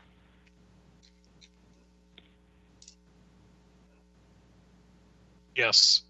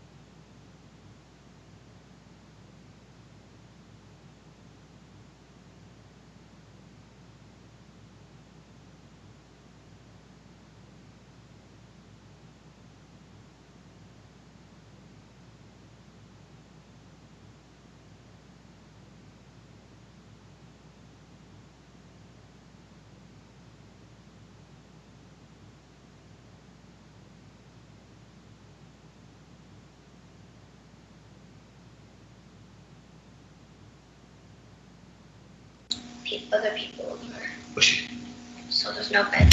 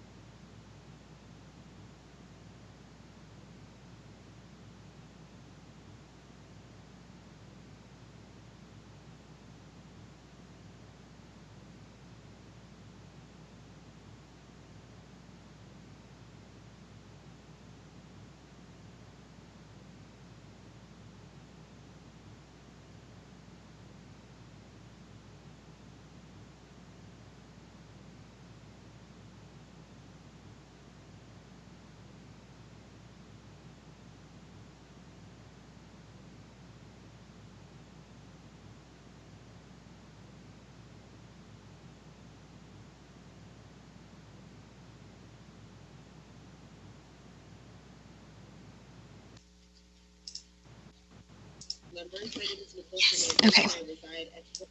Yep. Hi there, honorable city council members. My name is Nicole Fernandez, and I reside at 430 Grand Boulevard in San Mateo. I am also a commissioner on the Community Relations Commission, but I am speaking here today as a resident. Can you hear it? I just wanted Yeah, I can hear it now. to let you know that I believe that the Mid-Penn project should continue on together. I think that this project is incredibly important because it gives us some much needed affordable housing units here in the city. I don't think that construction should be delayed. During this really difficult time of COVID, we do know that one of the big ways to mitigate suffering is to separate homeowners, to give them access to housing. And although the housing here is a long time off from being built, it will allow units where if another disease comes along like this, that folks will have units in which they can socially distance. It will also provide much needed housing services for those who are the folks that are on the front lines serving our community during COVID. I tried sharing my speaker screen and then I tried sharing the Chrome tab. It looks like it's sharing just the tab on my computer. Each and every day on behalf of our city. Yeah, I will. Continue the Mid-Penn project on schedule as scheduled. Thank you. Are we? Everyone, hope everyone's doing okay. My name is Fiona Sue. I want to voice my strong support for Mid-Penn Housing's opportunity sites proposal, which includes 225 much-needed affordable homes. I am a neighbor of one of Mid-Penn's projects called Peninsula Station on El Camino. I used to go by often whenever I would go to Michael's, and I always stop and admire how bright and vibrant, well-managed property it is. I urge anyone who has never seen or visited an affordable housing project to check that one out, and you'll see that they are great projects. And I know that the new project, the Downtown Opportunity Sites project, will have a great positive impact on the families who eventually call it home, as well as the community. So as I'm here safely sheltering in place, I can't help but be so grateful for all of the essential workers who are bravely going to work so that my basic needs are met. And I'm grateful, but I also worry, and I wonder if their basic needs are met, namely their basic need for safe and secure, affordable housing. When this pandemic eventually subsides and life tries to go back to normal, I hope that we don't forget. And don't forget those workers and those families that worked so that we could live. So I respectfully and strongly urge the Commission to please move this project proposal forward. These housing units are desperately needed, and I fear more so after the pandemic is over. Thank you so much. Hi, I'm Adam Nugent. And I'm Carolina Nugent. We live at 149 North Delaware Street. We support the Mid-Penn project and hope that you move it forward tonight. We need more projects like these to help San Mateans feel secure in their housing and to relieve some of our overcrowding issues. Hello, City Council. I am Rebecca Shaw. And I'm Alan Meckler. And we are staying home at 225 East Santa Ynez Avenue. We're now 40 days into a shelter-in-place order, which has really emphasized the importance of having stable housing for people, not just for our own health, but for the health and resilience of our community. Yet for too many people, including many of our essential workers, the only way that they have access to stable, quality, healthy housing is through properties like the one that Mid-Penn is developing at the downtown San Mateo Opportunity Site. So for this reason, we ask you to support the full 225 affordable homes to be developed at the site. We want to thank you for your support of the property to date and the project, and for all the hard work you do for our community. We strongly support the project. Please move forward. Hi, this is Jim and Brenda Sell. We live in downtown San Mateo and strongly support the development of 225 affordable homes in downtown San Mateo.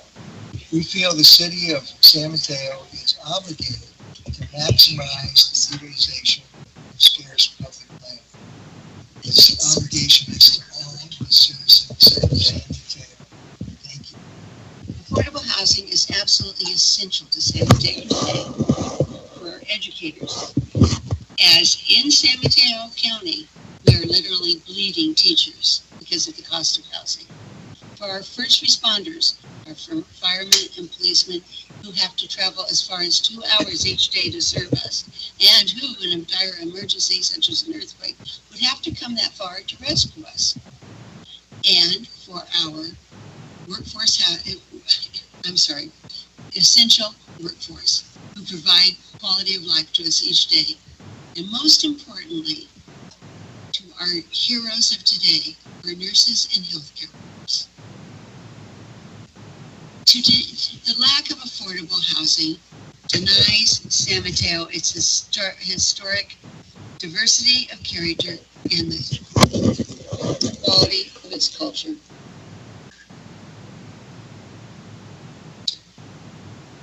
We feel that this is a moral question. Please do your vote. Thank you.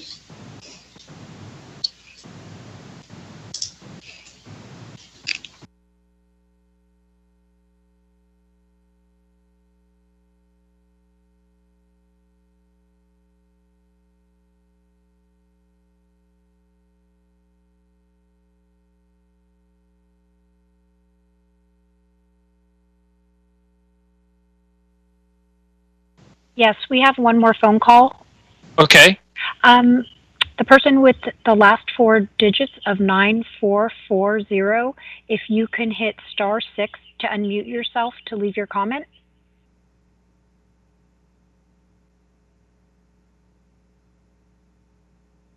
Good evening, commissioners. This is Drew. I've spoken before at a variety of meetings and stuff, so I appreciate the opportunity to speak tonight on this project. And with my understanding, looking at the parking garage and building itself. And hopefully you can hear me. The online video is lagging a little bit, so thank you. Yes, we can hear you well. Thank you. So I appreciate that some efforts have been to incorporate like the thickening of the wall next to the Caltrain tracks on that side. Maybe there's some other parts and stuff because of the future. It might be 20, 30 years from now, but grade step through downtown and just dealing with that and being proactive about that. I think that's, it's just one of those future-proofing things about this building that's great. I also appreciate on the parking garage, it's the north face, or they call it the north face. I think it's the east face with PG&E and San Mateo Lumber. I think the drawing I've seen is much improved over it. I view this side of this parking garage as like a signature kind of thing to the city. And we want it to be a signature of positive and not a signature of the negative. So I think this is a lot of progress. I would wonder if it could get better yet, but I don't have anything specific because we're trying to guess for the next 50-something years, 100 years, what it should look like and what would be in style. But one thing I do think definitely needs to be improved is there was a rendering showing at the base on East 5th Avenue on the sidewalk looking up. And in that view, I think it looks like a wall. And I think that section, something needs to be done differently. When you're stepping back a lot farther and you see this kind of plan view of the whole side and you're like blocks away, that's fine. But when you're right next up to it, it's just like a blank wall. So that kind of that corner by the street, kind of looking up, that something there done differently that blends into the overall design. The other thing, I think this pedestrian crossing, I view this as can be a signature feature in San Mateo. I know it hasn't been a focus as such, and I don't know exactly how to make it a signature feature, but I think this is something that this will be the only spot this exists in San Mateo for a long time. And how do we make that's like, hey, you know where that, oh yeah, that's that great project there, and that's that thing and stuff. And if there's ways to improve that as far as, I don't think it looks terrible, but it's just kind of just very standard. And is there a way to do some stuff to make it incorporate that? And the last thing I'll say is on the parking. I think when I keep listening about the parking, my understanding is the base level 164 spots are kind of mid-pen forever kind of spots, and then there's some kind of flex arrangement they're working on the city to share some number of spots. And it seems like it's I don't know, from what I hear when I ask questions, it seems like ultimately there's going to be something reasonable on the parking there. And it just unfortunately somehow keeps getting confused in different presentations and stuff. I think there's a good story, but somehow it's kind of keeps getting pushed down somehow. But anyway, I think a nice improvement all in all, except for my couple comments to maybe improve a little more. But thank you for this time. Thank you, Drew. Okay, any other callers or e-comments or YouTube videos? There are no more callers on the line at this time. Okay, excellent. Well, we'll go ahead and we'll close public comment. Pardon me, there have been 3 more comments that came in on Speak Up San Mateo. Oh, let's go, Aaron. Here we go. All right. Okay. Let me see. Did I read this one already? Sorry, I have to navigate back to my comments sheet here. Okay.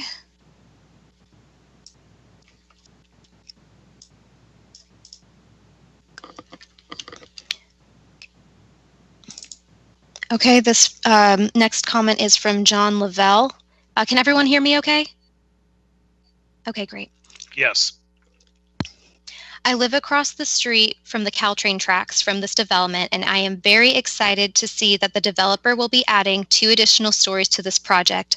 This site represents an excellent opportunity for families in need to access the wealth of employment opportunities that our city has to offer, as well as the high quality of life. In regards to the amount of parking provided, I have no concerns at all. When my family and I first moved into the neighborhood, we quickly realized that having a second car was both an unnecessary expense and a hassle. For the families on the lower end of the income spectrum who will be living here, I suspect that this will be an even more compelling reason to forego the expense of car ownership. With all of the amenities and transportation options that our downtown offers, the project could hardly be located in a more ideal place on the peninsula for people who are interested in living a car-free lifestyle. Or sorry, pardon me, living a car-light lifestyle. My next comment is from Valerie Rhine. And she is a mother of an adult son with a developmental disability.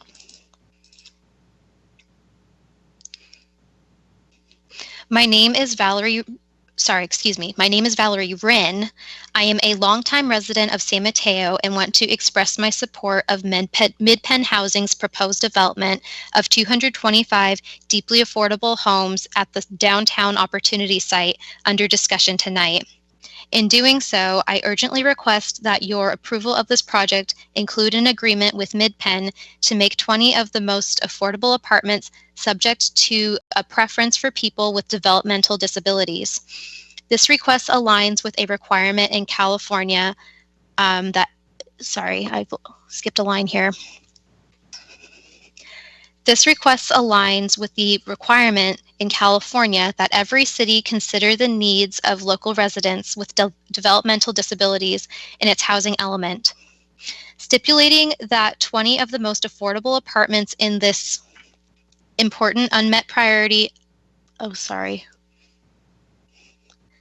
read a few of these tonight. I'm losing track. You're doing great.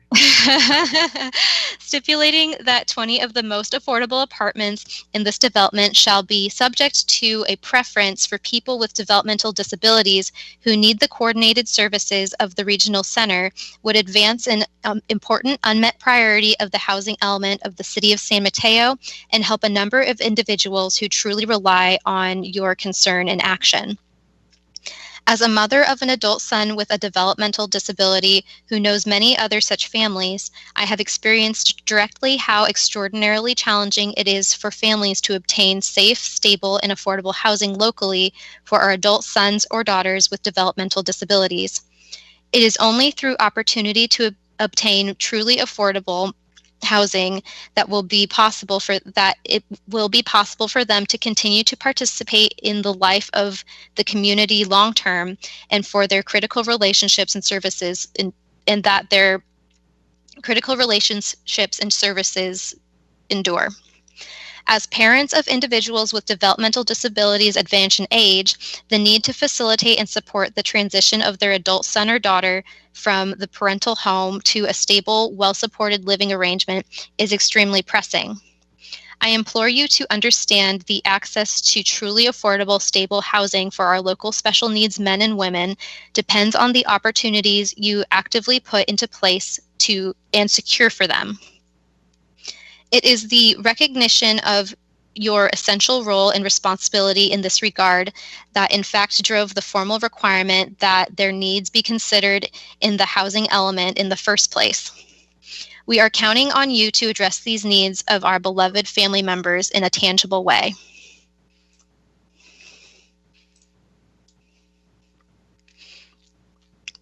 My next and last comment is from Archan Luhar. Why do we not just raise or subsidize essential worker salaries instead of building affordable housing?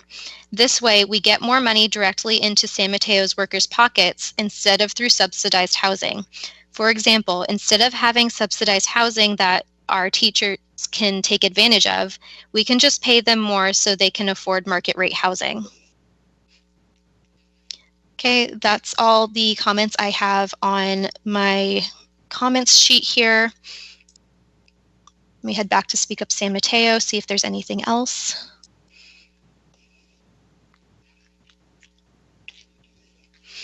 Okay, I see no more comments at this time on Speak Up San Mateo. Okay, And no more excellent. phone calls.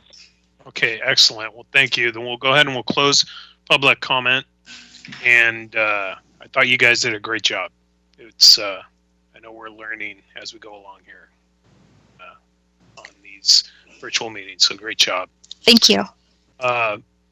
Before we go to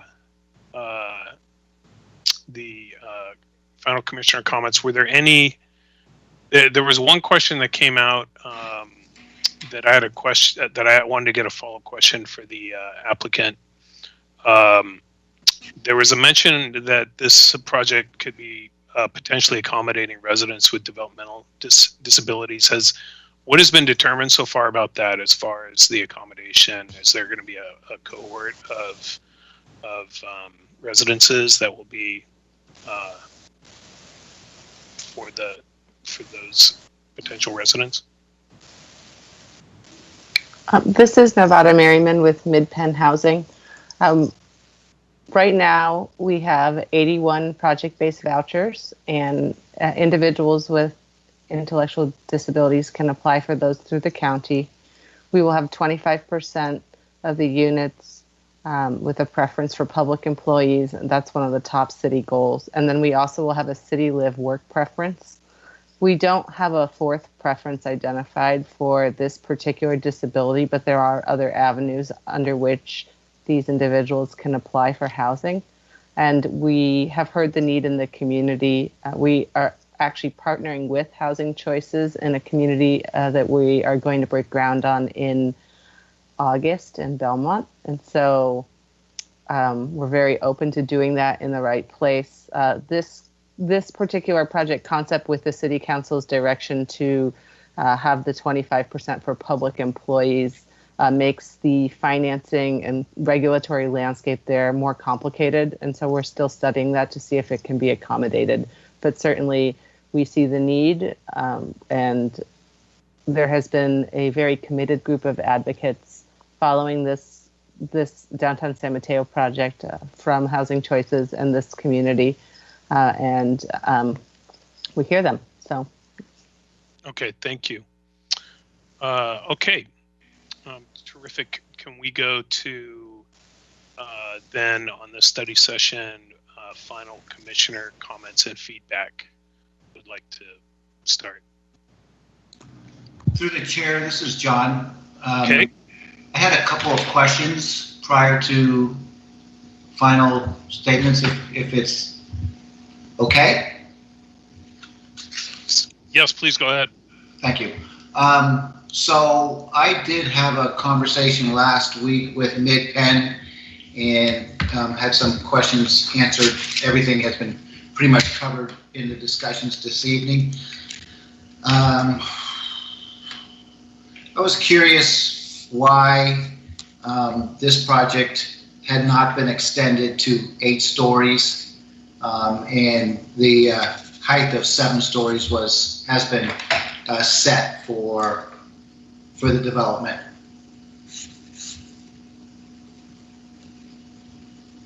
Okay, that's a question for the applicant. I can speak to that.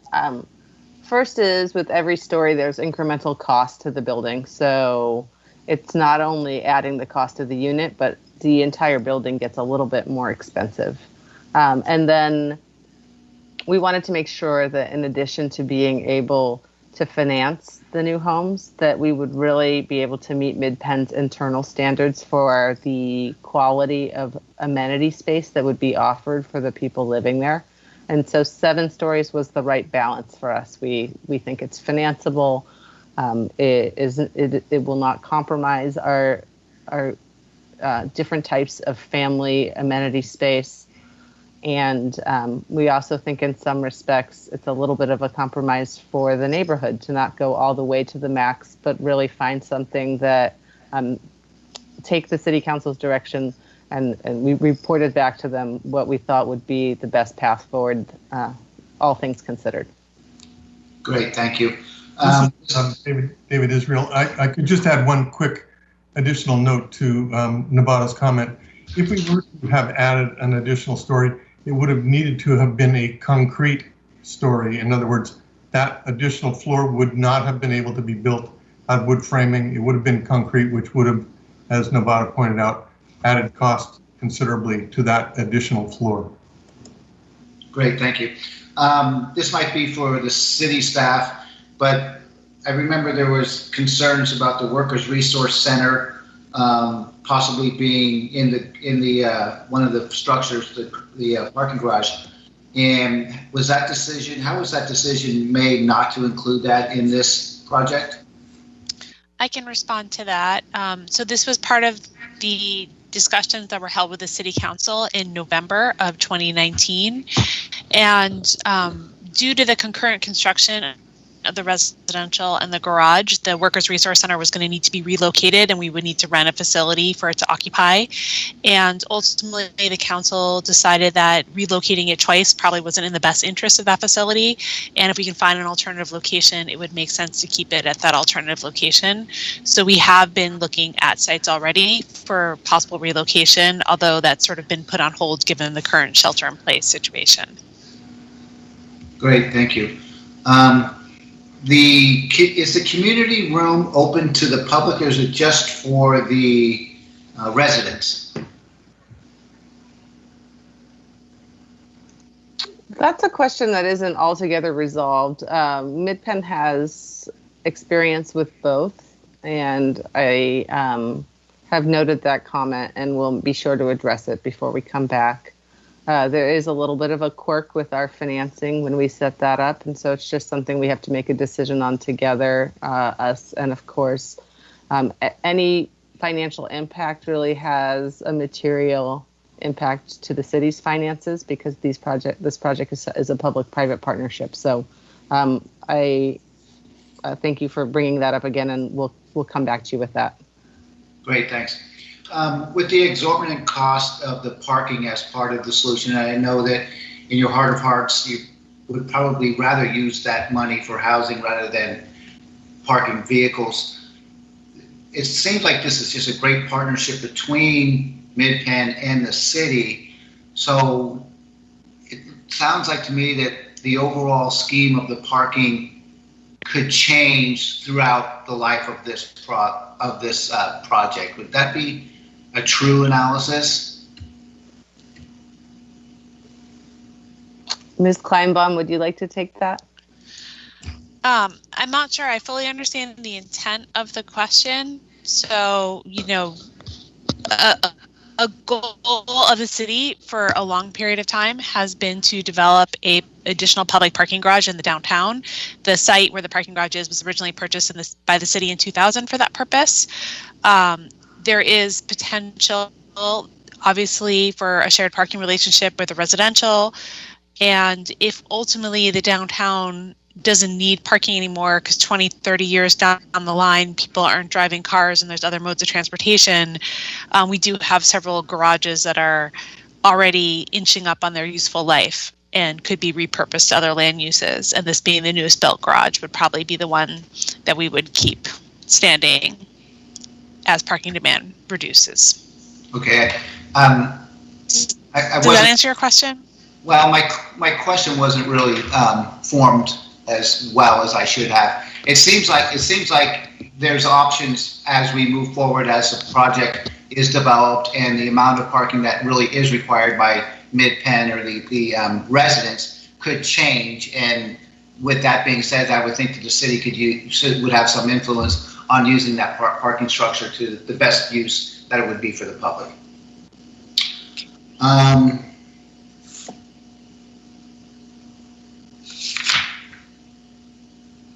There was one question, I think, by one of the neighborhood groups that stated that they felt that the sidewalks were not wide enough to represent or fit in with the neighborhood well.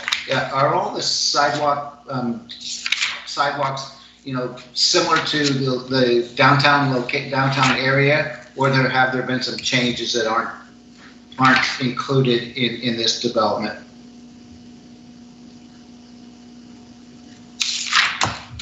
Hi, and I can speak to that. I'm Karen from Public Works. And in terms of the sidewalks, all of them are compliant with the pedestrian master plan. On Claremont and on 4th, there's a 6-foot through zone and a 4-foot planter zone. In terms of 5th Avenue, there's a 5-foot through zone and then also a 4-foot buffer in front of the garage and a 2-foot utility zone. So in terms of meeting the pedestrian master plan, the sidewalks do meet those standards. Perfect, thank you. I think that was all my questions. Thanks. Thank you. Okay, did any other commissioners have any additional questions for staff or applicant before we go to final comments?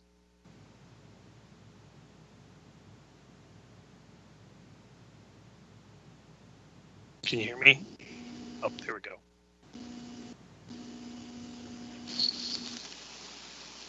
Okay, I have no questions before the comments. Okay. Okay, well then, who would like to start with their final comments for the applicant and staff on this study session?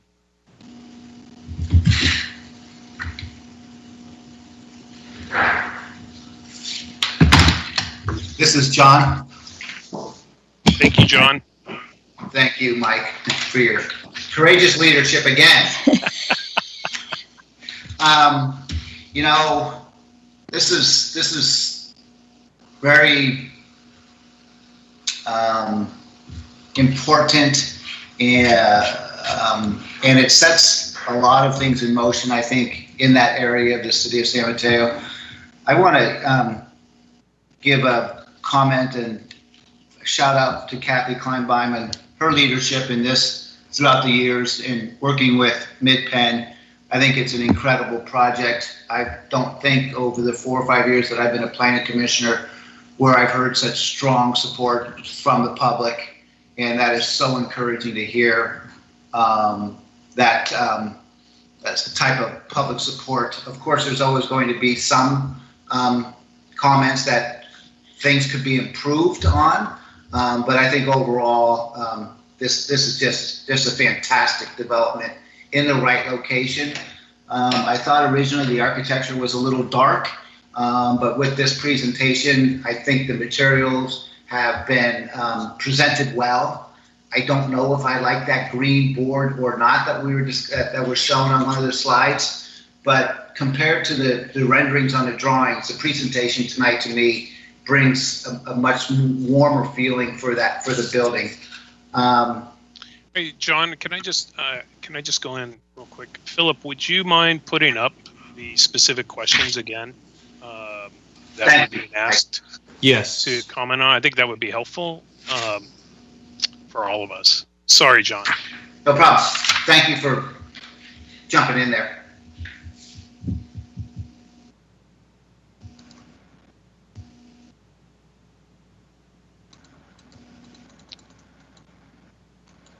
Can you see the presentation? Yeah. Yes. Can you just go to that slide? Yes. That was at the end.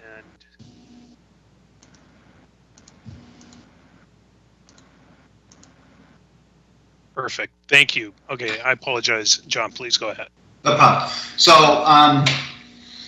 normally I like to hear Margaret's input on the architectural first, but I do like the color palette. I think it works well. I also understand clearly from the architect's standpoint that getting on-site materials out in the sunshine, you really get a much better indication of how the products are going to work together. I like using some of the brick veneer materials. You've got properties that are directly across the street. The Windy Hill property that has just turned out to be an incredible looking office complex with a little bit of residential on top. And I think you've got a challenge to meet that one architecturally, and I'm hoping that this does it. I like the shared parking agreement. I still don't like it being overparked. I know there's roughly 50 more spots in there than the state density bonus would allow. Yet I fully understand the requirement to make sure that the adjoining neighborhoods feel as if they are protected and not going to have overspill parking. I like the design along the South Railroad Avenue. I am not all that enamored by the blank building, blank part, which is on, I guess it's Claremont, next abutting the PG&E substation. I would hope there could be something there that would become a little bit more architecturally pleasing and soft. I know you won't have access for maintenance, and that adds to the complications, but it is still going to be a very long, high facade without a lot of architectural features to it. There was only one item that I had actually spoke to Mid-Penn about that I would have liked to have seen in this project, and I don't know if there would be any way to incorporate it at this time or not. Yet, I feel that if there was some way to have a child care facility on site, you would then be serving 3 or 4 different generations within your community and supplying education to preschoolers would be a great advantage for the residents of the facility and the adjoining neighborhood, being that education is key to getting children acclimated and into the society where they will be also not looking for low-cost housing as they get older because they have a stronger start. But, you know, I think the project is incredible. I have to give staff and city council great shout outs for your abilities to manage this and get it to the point where it's going to be a reality. Thank you. Thank you, John. Can we go to Commissioner Williams? Sure. Can you hear me? Okay. Yes, I can. Great. Yeah, I just wanted to start by saying that I so appreciate the letters, the emails, the videos, the speakers who called in, and the passion and the support. I mean, it was actually really inspiring and even moving. There was one of the letters I reviewed in the information we got in advance that even talked about, possible obstruction of review, but that really the greater good was to be considered. And so it was, there were many letters of support, and that really impacted me. There were also some questions and comments from the public about, the density, and I'll talk about that a little bit as I go through my comments. But so, I want to comment on that and make comment of all the effort that people did, especially in this day and age. With it's not as easy as it used to be to make all this these public hearings work. But so I really appreciate that. I do think that the project is very interesting, very exciting in a lot of ways. And there's some particular aspects that were so positive to me. The solar panels on the garage, just very well thought out in many ways, down to the detail of, the bus passes that are provided. I don't know how that's worked into the project sort of it's not literally probably a condition of approval from the planning department, but if that's a kind of a perk, that's those kinds of things are really, really important. Let's see if I can go through my notes here. In terms of the discussion items, the color palette I thought was fine, and it was an improvement. I do want to say that it would be nice to see a little bit of contrast in terms of the, not too much subtlety, I guess, a little bit of contrast in maybe some of the receding elements, as the design, I think, has lighter colors in the elements that are pushed out in the design. So the elements that are receding could have a little bit more depth to the color, perhaps. But generally, I think it was good. I liked the architect's comment that there would probably be, it's best to sort of look at these things on site and get some submittals and all of that. I don't know if it's typical or not, but I would like to see the specifications require the contractor provide a mock-up. I'm going to tell my household to be quiet. So as a condition of approval, if a mock-up could be provided by the contractor to see those colors, that would be helpful. The shared parking arrangement, again, I feel like the presenters made a really good case for how it was worked out. I don't have a comment on that. I think it seems successful and like a good mix and a good balance. I think the bridge across the street is probably a good solution, but I guess I'm not sure what to say about that, but other than that, it seems like a good solution for how to get residents to and from their cars. Design review comments. So I'll talk a little bit about that. A lot of the comments from the public talked about moving the project forward, and I think that I just wanted to kind of make the comment that this is a study session for, design and the project in general. And so we're not actually voting on the project today. But so my comments in terms of kind of design review comments, I have a few. So let's see.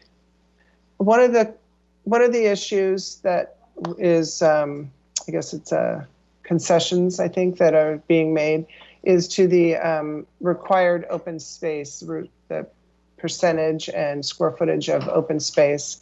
And I think that the first floor common area in the center of the building looks great, looks like it addresses some of what would be good to have, but I think that could be I think it could be pushed a little bit more.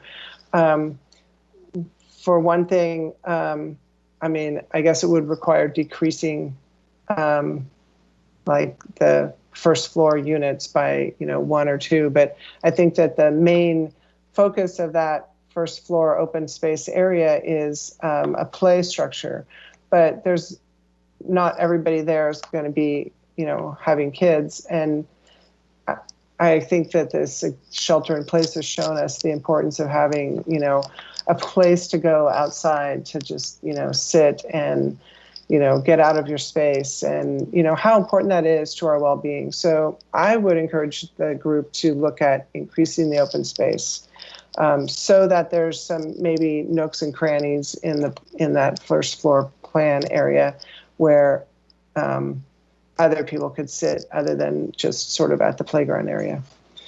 I would suggest increasing that open space.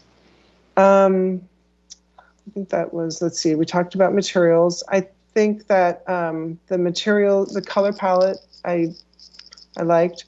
The metal panels that were used, I know they were used fairly sparingly, but I didn't necessarily see them as compatible with some of the other materials. The brick veneer, I am fine with the brick veneer material, but I don't know that the metal panel is necessarily compatible with it. I would have to see specifically which metal panel, but it's a little bit modern and industrial looking, and the brick veneer is a little more contemporary. Traditional looking. So I think there could be a little bit of maybe the metal panels is not necessary. Let's see, what else? In terms of the height, I mentioned earlier that I was looking closely at the shadow studies, and I think, I hear a lot of support for the 7 stories, and it seems that, that's like overwhelming support for 7 stories. I do think it's important to reduce the impact of the height. If it means going to an 8-foot ceiling at all of the apartments, that's probably an acceptable, if that would reduce, it only reduces by a few feet, but that may help reduce a little bit of the height and the effect of the shadows on across Claremont Street. Let's see, there was one other thing I was going to mention, and of course, the elevation adjacent to the railroad tracks. So what was a little confusing to me is that I reviewed the report by Larry Cannon, by Cannon Design, and it seemed that there was some articulation and additional building articulation, I guess, along the, is that the north? I forget which side that is. That what seems like it would be the west side along the railroad tracks. And then in the recent proposal, that's not the case. It's just a fairly large facade without a lot of articulation. And I really think that needs to be broken up in a similar way as the other 3 sides of the building. So I think that some way of breaking that up a little bit would help. I think that covers all my comments. Again, thank you for the great presentation and all the good information. Okay, thank you, Commissioner Williams. Commissioner Maldonado. Yes. First off, I want to thank staff at Mid-Penn Housing for their great work and that great presentation, and also the staff and also to the community for all the, I believe, over 20 to 30 questions that came in concerning this project. First of all, I wanted to congratulate or to commend Mid-Penn on their design and looking and reading over some of Larry Cannon's questions and concerns that he had in the previous study session that you actually came back and you took those concerns and you actually did some of those updates to the new design. So I want to commend you on that. I do want, on the color palette, I actually like the green, the alternative exterior color palette of the green. It lightens up the darkness that was previously presented to us. As for the brick veneer finishes, I think those will actually look best on the lighter color using the external alternative external color palette. I actually like also the flex facade that you guys have put on some of these on the actual garage facing, I believe, 4th or 5th Avenue as well. Concerning the shared parking agreement, I have no concerns with that. I believe we're in the right direction with both city and yourself on the parking agreements. Additional review. I do like how you integrated number one, a community room and also a learning center. And I hope that I know you have previously the applicant and previously discussed that they're looking to see if that will be open to the public. Really hope that you look into seeing open to the public both that learning center and actually that community room. I believe those two additional resources to individuals in the community will be a great asset to that neighborhood. I don't have any other. I look forward to the public arts that the applicant is looking to submit to the Arts Commission. I'm looking to see how it'll blend in with the other public art that's in the area as well. So overall, I'm encouraged that we're looking to add 225 additional units, especially of affordable housing. I looked that the applicant can look into understand that we have a breakdown of 25% for public employees, but if there can be a percentage of a breakdown that can be used for individuals or families of developmental disabilities, and also looking to see if we can do a small percentage of breakout to seniors. We can't forget our senior population in the city of San Mateo. So those were my questions and those were my answers, my comments. Excellent. Thank you, Commissioner Maldonado. Vice Chair Mallory. Thank you, Mike, and thank you, everyone. This has been a great experience so far since I missed the first one. I would like to start off by just saying that I am so much in support of the 100% affordable houses within this building. And I'm very proud that it shows San Mateo's commitment to providing housing on the peninsula.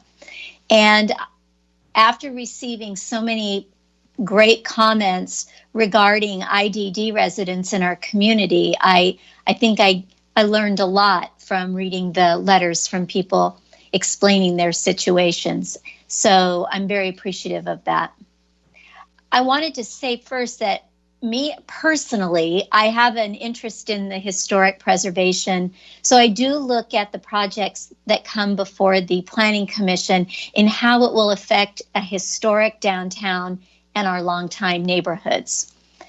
So when I looked at this project, I wanted to be certain that the building provided a beautiful place to live with modern amenities and conveniences, and that it enabled our residents to live in a place that fits within the historic downtown and the central neighborhood and provides that transition between the two places.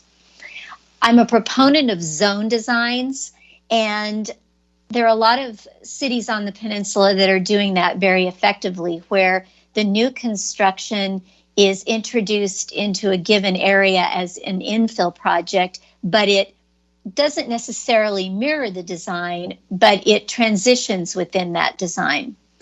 And I have a difficult time seeing a different style of architecture placed into an infill situation that would cause it to appear very, very different. And so when I look at this, I want this project to be a cohesive addition to this area. So when I started looking at the color palette, and I was looking at comments made by the commission, well, me in particular, and community members, there was a request for a warmer building design. And I think as far as my comments went before, that the color palette was not the issue. My issue was with the ultra-contemporary building within a more traditional zone. And I saw that it was offered to add plants to soften the exterior, but I think, at least where I was concerned, the meaning of softening the building would require a little bit of a design change to make it more transitional oriented. That being said, I was fine with the colors on the building the way it is right now, and I liked both options equally well. When I was thinking about the brick veneer finish, the brick veneer finish I think is very pretty, and it would go well with the Windy Hill project that's over on the other side of 4th Avenue. So as far as that goes, if it continues with the current style, then I think the brick veneer would be very attractive.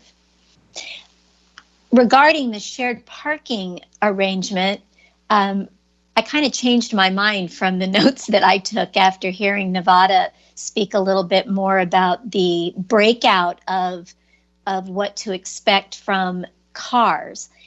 And I still am very interested in any parking surveys. I really would like to see parking information from all their various sites, because I think that would help me get my arms around what we're looking at there. But there's so many spaces allotted within that garage that I'm sure that there will not be a shortage of parking. I guess my real concern is that there is adequate parking for the residents, especially those that need cars to get to their workplace. The other thing that I was concerned about was that a lot of people, hopefully, will return to downtown on the weekends. And if their only way to get to downtown at this point is to drive a car, I want them to have a place to park to make the businesses vibrant again and make downtown vibrant again. So as long as there is a balance between the residential parking and the potential guest parking, I guess, from people coming into the downtown area, then I think it will work out well. And I too really like the bridge idea. I think it's very clever and very unique. And I'd love to see more design thoughts on it. So as far as design review comments, I'll call attention to Larry Cannon's report, and I think it was on page 13, where he identifies the building on the northeast corner of El Camino and 3rd Avenue. And that building has some very contemporary aspects to it, as well as some softening curves and interesting materials. And that building, I thought, made a very nice transition into the downtown area. And that was something when I was thinking, well, what could I suggest as an example? Well, that would be an example where maybe some softening of the hard rectilinear lines would make it a more transitional piece. He also noted some other suggestions that would make a better transition to the neighborhood. And I think that the lines and the flat articulated planes, they don't provide a transition, in my humble opinion, into the surrounding areas.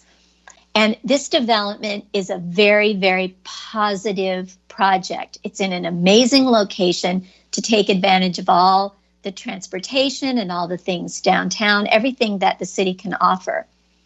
And I think it would be very positive as well for it to look like it's a part of the area rather than having the first 7-story building be radically different. Rather than have people say, gosh, that really is a major change. I think if it is a transitional piece and it has softer lines, it will not be that 7-story building. It'll be that great new housing project that's coming in between downtown and central neighborhood. I am concerned about the garage looking very, very stark as well. It's a huge structure to begin with, and anything we can do to make this structure more community friendly, with maybe more artwork on it, I think that would be welcomed. And given our current shelter-in-place situation and for those of us who do live in high-density housing and are dealing with nowhere to go, I would encourage, as some of our prior commissioners mentioned, some redesigns to include more public spaces and more outdoor spaces. I know I've heard from Bay Meadows residents that they feel that being in those tight quarters has been a challenge for them. There was nowhere to get outside with the park being closed. So with 600 possible residents that could be in this development, I hope that we can engineer some additional outdoor space in some way, whether it's more balconies or some other plan within the confines of the square block. So those are my comments on that right now. This is a real opportunity for San Mateo with these 2 city parcels being used by Mid-Penn to provide these affordable homes. And I know that Mid-Penn is up for the challenge and will continue to be open to community suggestions. They've done an outstanding job in the city of building homes already, and they have a stellar reputation. So I'm hoping that we can come to a design solution that will be a blend of all the comments around the area, with the neighborhoods and people just really concerned about the building of the homes. And it'll be a beautiful residential project. Thank you. Okay, thank you, Vice Chair Mallory and all of the commissioners. I thought those are some very thoughtful comments. Let me just make sure I'm unmuted. Okay, always got to do the mute check. I want to thank Ms. Merriman, Mr. Israel again for the presentation. I thought it was very informative. I think it's an exciting opportunity to add 225 affordable units to our city's housing supply. I especially, as other commissioners mentioned, appreciate all the public comment that we got for this study session. We got a considerable amount provided in advance and during this meeting via phone and email and video. It has been frequently awkward with all the delays and little audio glitches, but everybody should rest assured that their voices and feedback are being heard. And I noted at the start of this agenda item that the focus of this study session is on the architectural and design changes and going from 5 stories to 7 stories. But before I give my comments, I do want to acknowledge and recognize that San Mateo is one of the single most expensive cities to rent in the entire country, will continue to be so. And so this individual project is a meaningful opportunity for 225 families, including 25% carved out for public employees, and hopefully, as Commissioner Maldonado mentioned, an additional carve out or preference for potential residents with developmental disabilities. And I cannot be more proud to be a small part of this process. The concerns that were shared in the past year, as Mr. Israel mentioned at the beginning of his presentation, I feel like the applicant has redesigned the main entry and made a number of responsive changes to this prior feedback from the community, the Planning Commission, and the Larry Cannon design review letters, in addition to adding the 2 floors. With regard to the redesign, I especially like the courtyard and the roof deck elements that they incorporated into the new design with the extra stories. For the alternative, looking again at the discussion items for the color palette alternatives, I believe it's unanimous with all of the commissioners. I also like the alternative color scheme as compared to the original. It does feel like a better fit in the neighborhood. I drove around the neighborhood just today. I wonder if it might be a little samey. I saw several other buildings directly facing the property that are also that kind of similar sage green. But I definitely believe it's a better fit than the first color scheme. And I would encourage the applicant to continue collaborative meetings with the neighborhood on that point, and continuing to get feedback on the colors and the palette. I like the presented finished materials. They all have an upscale appearance to me. That includes the brick veneer. I think that the South Railroad facing facade could benefit from more attention. I believe that was also mentioned in the Larry Cannon design review, especially when you're looking at it from the downtown area. It is a very long, same looking block right in the middle. I think that would benefit from some design elements. And I also want to reiterate, I think Commissioner Williams mentioned a couple times her concern on the shadow study with the extra 2 floors. So I want to also emphasize that and encourage the applicant to continue to make sure that the shadow impact is minimized. With regard to the shared parking arrangement, I noticed that the amount of parking does seem sufficient. And I think that the arrangement that they're talking about making to allow neighborhood use of the public spaces at night and weekends, to me is a good collaborative step that expressly acknowledges neighborhood concern around the parking. So I think that's a great consideration. I think the flex facade for the parking garage could have could be a great possibility to incorporate some really interesting design. And I when I was looking at that in the presentation, I thought, wow, that could be a real staple for downtown San Mateo, and some different things you could do with that design. So to sum up, I've noticed this project is consistent, in looking at all the materials, this project is consistent with the land use per the current general plan. It's consistent with the downtown area plan. There's a number of concessions and deviations, but they all follow the state law requirements. So all the elements that we've discussed and we've seen in the study session seem on point. And the design as presented for this revised 7-story project looks to be moving in the right direction. So I'm encouraged and excited to see the next steps on this. So thank you again to the applicant, and we'll go ahead and close this agenda item with that feedback that has been presented. Thank you all. Before we move to item 4 on the agenda, I do want to repeat again, because we do have one more item on the agenda. I want to repeat again the ways that the public can participate. E-comments can be provided through the website public meetings portal at cityofsanmateo.org using the Speak Up San Mateo link, and phone-in participation can be done by calling 951-405-2956. And before we go to agenda item 4, which Vice Chair Mallory will handle that item, I will be recusing myself from this item, agenda item 4, which is the public hearing on the draft supplemental EIR for Concord Passage mixed-use project. As in previous meetings where the Concord Passage mixed-use project has been on the agenda, I am recusing myself because my wife is a lawyer at Holland & Knight, which is the law firm which provides legal counsel to the applicant, although she is in a completely different practice group.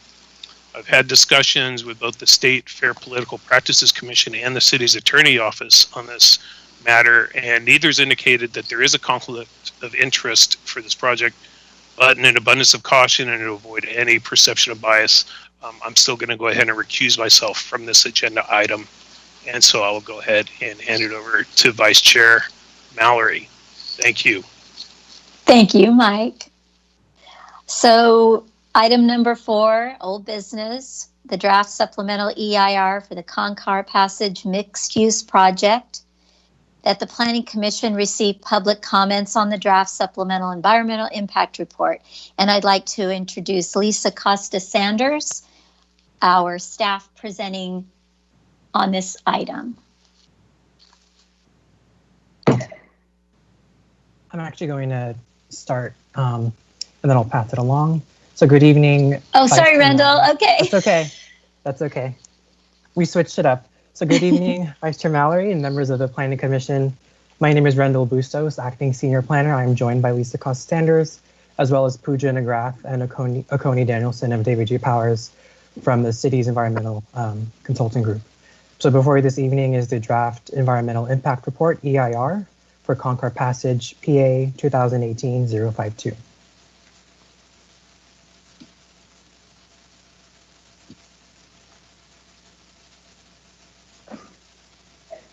Okay, so the purpose of this meeting item is to receive public comments on the draft EIR, which is currently in circulation with the public until May 11th. No formal action or decision will be made on this agenda item this evening. I'm going to start with some background on the project, and then I'll turn it over to Pooja for details on the draft EIR. This project was submitted in September of 2018 to redevelop the existing Concar Shopping Center, found in blue, with a new mixed-use development. The site is located in the Transit-Oriented Development Zone, TOD, and is within the Hayward Park Caltrain Station Overlay Zone.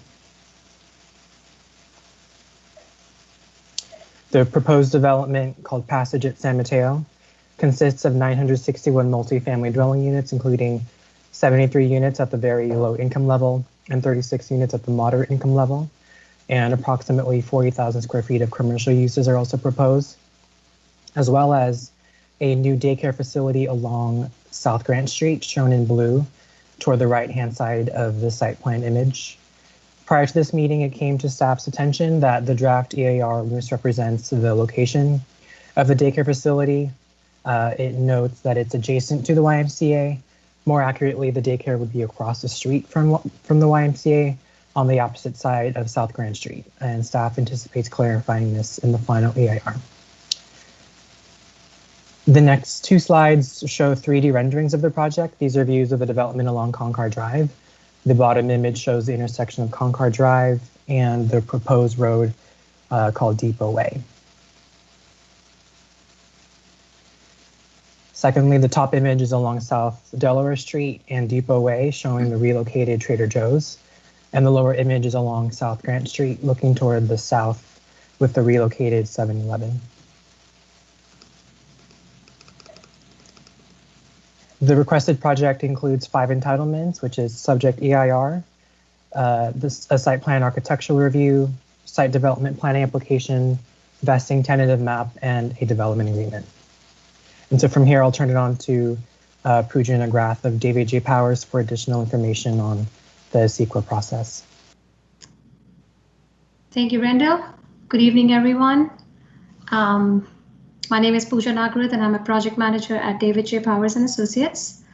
Our firm assisted the City of San Mateo with preparation of an environmental impact report to comply with CEQA for the Concar Passage mixed-use project. CEQA, or California Environmental Quality Act, was adopted into law in 1970 with the purpose of ensuring that decision makers, such as San Mateo City Council, consider the environmental consequences of their actions. The process enhances public participation and coordination between agencies. An environmental impact report, or EIR, is the most complex type of report under CEQA. If we determine that a project will result in one or more significant environmental impacts, then we are required to discuss mitigation measures that could feasibly be implemented. In some instances, there are no feasible measures, so that fact is disclosed as well.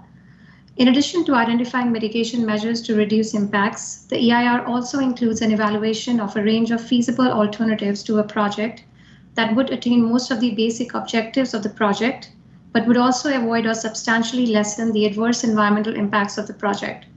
The purpose of an EIR is to describe the environmental effects of a project, but is not a document that advocates for approval or denial of a particular project. Next slide, please. In the case of the Concar Passage mixed-use project, a notice of preparation of the project supplemental EIR was prepared and was circulated to responsible agencies and the public for a 30-day review period starting on March 13th and ending on April 12th of 2019. During the NOP period, the city holds a public scoping meeting, which was held on March 26th, 2019 to solicit public input on the draft EIR. Working with the city, DJPNA prepared the supplemental EIR, which is currently in circulation to agencies and the public for 45 days. The 45-day public circulation for this project started on March 26th and will end on May 11th of this year. During the 45 days public circulation period, the city holds a public hearing to receive public comments on the draft EIR, which is happening tonight. Upon completion of the draft EIR public comment period, the next step in the environmental review process is preparation of written responses to all comments received on the draft EIR, both during the meeting today and provided in writing to the city. Where the responses to comments make important changes in the information contained in the text of the draft EIR, text revisions are made. The responses and any text revisions are incorporated into a final EIR document, which is circulated for a minimum of 10 days prior to the city taking any action on the proposed project. Before project approval, the final EIR must be certified.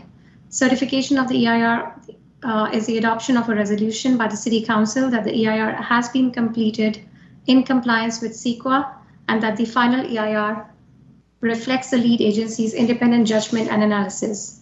Please note that certification of the EIR is not the same thing as project approval.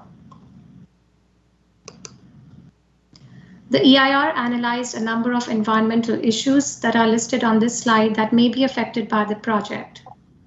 For the purposes of CEQA, the environment means the physical conditions which exist within the area that will be affected by a proposed project. These physical conditions include land, air, water, plants, wildlife, noise, and objects of historic or aesthetic significance. The slide identifies the environmental sections that would have less than significant or no impact from the project. As you can see on this slide, impacts that would be significant and for which the project includes mitigation to reduce them to less than significant levels include impacts to nesting birds, impacts to bird cultural resources, shallow groundwater impacts, temporary construction noise impacts, and impacts to the capacity of middle and high schools. The draft EIR found that the project would not result in any significant unavoidable environmental impacts. Moving on to the transportation analysis, CEQA guidelines section 15064.3 pursuant to SB 743, which will go in effect on July 1st, 2020, requires all agencies to evaluate projects utilizing a metric for vehicle miles traveled or VMT, rather than level of service or LOS reflecting vehicle delay as part of the CEQA review. The guidelines further state that projects within 1/2 mile of an existing major transit stop are presumed to have a less than significant impact on VMT. Although the project could be screened out per CEQA guidelines based on proximity to Hayward Park Caldron Station, the city elected to perform the VMT analysis.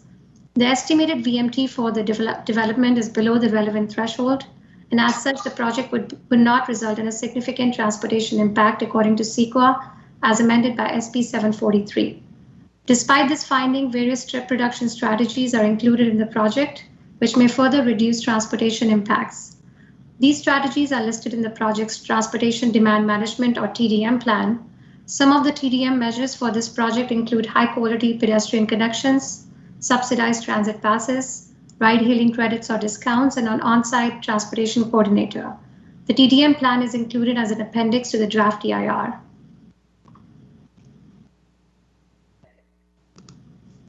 The draft EIR evaluates the proposed project against 4 alternatives summarized in this slide. No project, no development alternative assumes the continued use of the buildings on site and with some building and site upgrades and new tenants. No project existing plan redevelopment alternative assumes the site is developed consistent with the corridor plan and general plan with a floor area of up to 2.0 of the site area or 1.2 million square feet.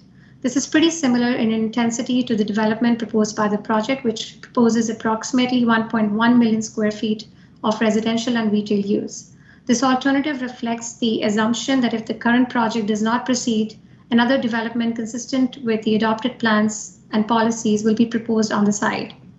Adjusted mixed-use alternative assumes a reduction of 50% in the number of housing units, bringing it down to 480 residential units on site, and an increase in commercial square footage to 376,000 square feet. Reduced intensity alternative evaluates two project scenarios, a 20% reduction in the number of housing units, bringing it out to 769 residential units, and a 30% reduction in the number of housing units to 673 residential units, both with similar commercial square footages.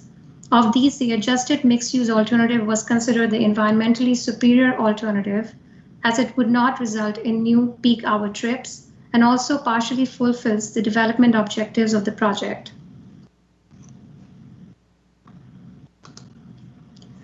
CEQA requires agencies to adopt a mitigation monitoring and reporting program, also called the MMRP. The program is designed to ensure the project's compliance with the mitigation measures. The draft EIR identified 16 mitigation measures in all that would reduce the environmental impacts generated by the project to a less than significant level. An MMRP will be prepared for the project after the public review period to ensure that the mitigation measures adequately address comments from the regulatory agencies and public. The MMRP will be included with the final EIR, and compliance with the MMRP would be a condition of project approval.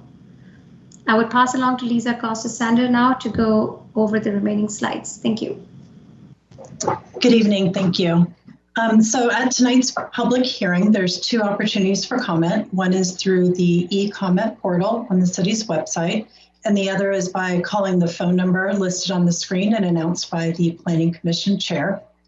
After this meeting, you can email comments to passage@cityofsanmateo.org, or you can mail them to my attention, Lisa Costa-Sanders, at City of San Mateo, with the address provided at City Hall. Comments will be accepted up to 5 p.m. on Monday, May 11th. Next steps, following this meeting, we'll gather all of the public comments, and the CEQA consultant team, together with staff, will prepare a response to all public comments received at tonight's meeting, as well as in writing, and they'll work to prepare the final EIR. The Planning Commission recommendations will then conduct a hearing on the final EIR and make a recommendation to the City Council on the EIR and on the project entitlements. And then the City Council would then consider the final EIR as well as the project entitlements at a public hearing. I would now like to introduce the applicant, Brian Myers of California Coastal Properties. Following the applicant's brief presentation, we'll take Planning Commissioner comments and questions, and then you can open it up for public comments and questions. Thank you. Great. Thank you, Lisa. My name is Brian Myers. I'm a partner with California Coastal Properties, addressed at 4 Embarcadero, Suite 1400, San Francisco, California. Vice Chair Mallory and members of the Commission, thank you for letting me make a very brief introduction here, since I know the purpose of this meeting is really comments related to the EIR, not really a presentation of the project itself. So I will make this brief. I did want to make sure that you knew that I was available to answer any questions you have about the project if they relate to those comments about the EIR. So that's why I wanted to introduce myself. We made the original pre-application submittal in late fall of 2017 and had our formal community meeting in April of 2018, followed by a Planning Commission study session, and then an application in September of 2018, as you just saw in the staff presentation. We've hosted over 40 community meetings and stakeholder meetings over the past 3 years. We've also met with several surrounding businesses that all expressed their support of our plan to add market rate and affordable housing units to the neighborhood. We had an active outreach effort with a website that's been active for the last 3 years, social media pages, several update newsletters made available to nearby neighbors as well. And again, we've received a lot of comments and interaction with the neighborhood surrounding the project. We have made significant changes to our plan based on that input, both changes architecturally, aesthetically, for public benefit, and also those that bettered the environmental condition as well. We have received official endorsements from the San Mateo Housing Leadership Council, from the San Francisco Housing Action Coalition, the San Mateo Chamber of Commerce Spur, the Greenbelt Alliance, the YMCA, which is our neighbor to the east, and also the proposed operator of our daycare, the Bay Area Council, and most recently from the local chapter of the Sierra Club Sustainable Land Use Committee, which we appreciated. We appreciate the hard work of city staff to get us to this stage, and we're available to answer any questions, and thank you for this brief introduction. Thank you. Lisa, are you done at this point with your presentation? Yes, that concludes staff's presentation. It would now be appropriate for the commission to have any questions or comments. And then following that, here's the information for the public to call in or to submit comments for the commission. Thank you. Thank you. If I could get some help from the commissioners, would you like to ask some clarifying questions now, or would you like to hear public comment at this point and ask your questions after that? I can wait to public comment. Okay. Yeah, me too. Okay, so if everybody's in agreement with that. Mary, do we have people on the line? And also my question, do we have written comments as well?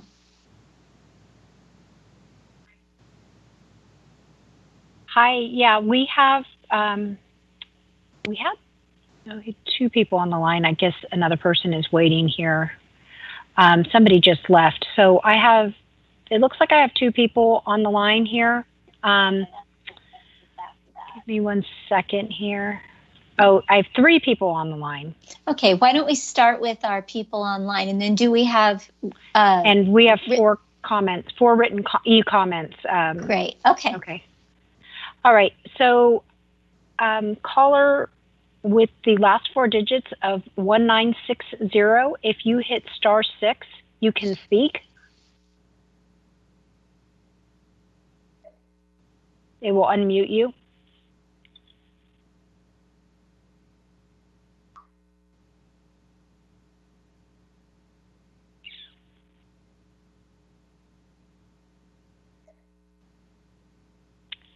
I'll repeat that one more time.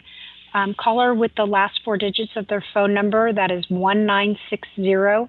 If you hit *6, it will unmute you so you're able to speak.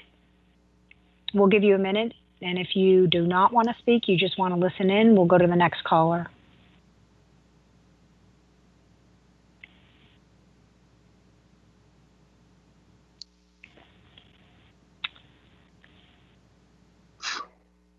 Okay. Caller with the last four digits of 5290, if you hit *6, it will unmute you and you will be able to speak.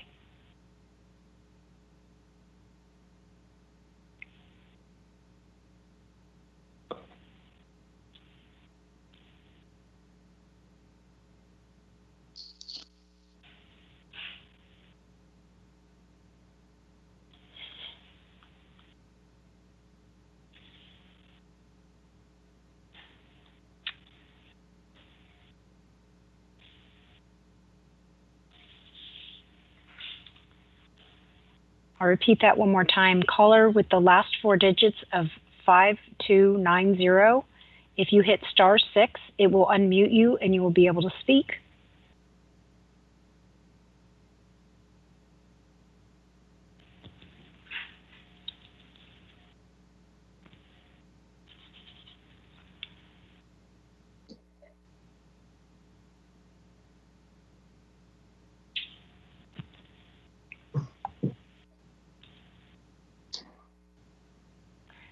Okay, we have one other caller. Last four digits of 1114. If you hit *6, you'll be able to speak.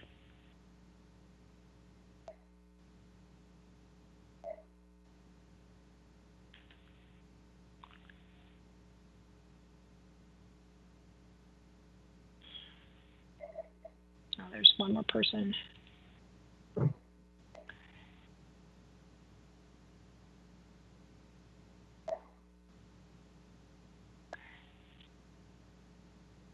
Okay, that caller's not coming. This caller came back, 1960. If you hit *6, you will be able to speak.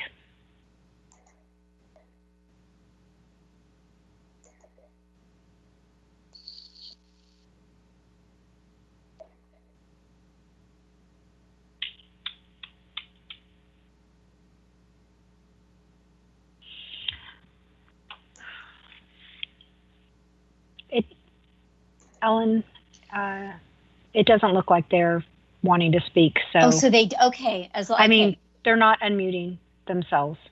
Okay, and whoever's, do we just have a new someone in the lobby? Yes, so we do. Let me try that. Okay. Oh, it's got. And are they duplicate numbers from the original group? One of them is, yes. I wonder if there's an issue with them. It could be, and unmuting. I'm wondering if for multiple people, I'll repeat this again. If I call your last 4 digits of your phone number, if you could please hit *6 to unmute yourself, that would be great. Okay.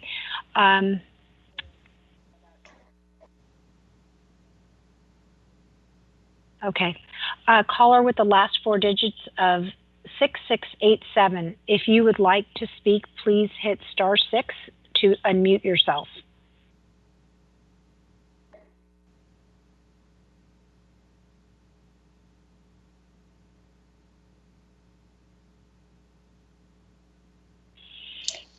Okay, I'll try the 5290 number. If you would like to speak, hit *6 to unmute yourself.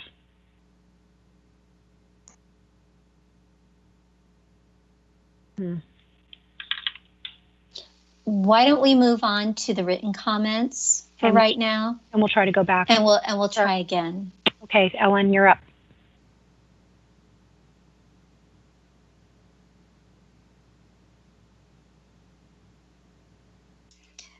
Oh, I'm sorry, did you mean Aaron?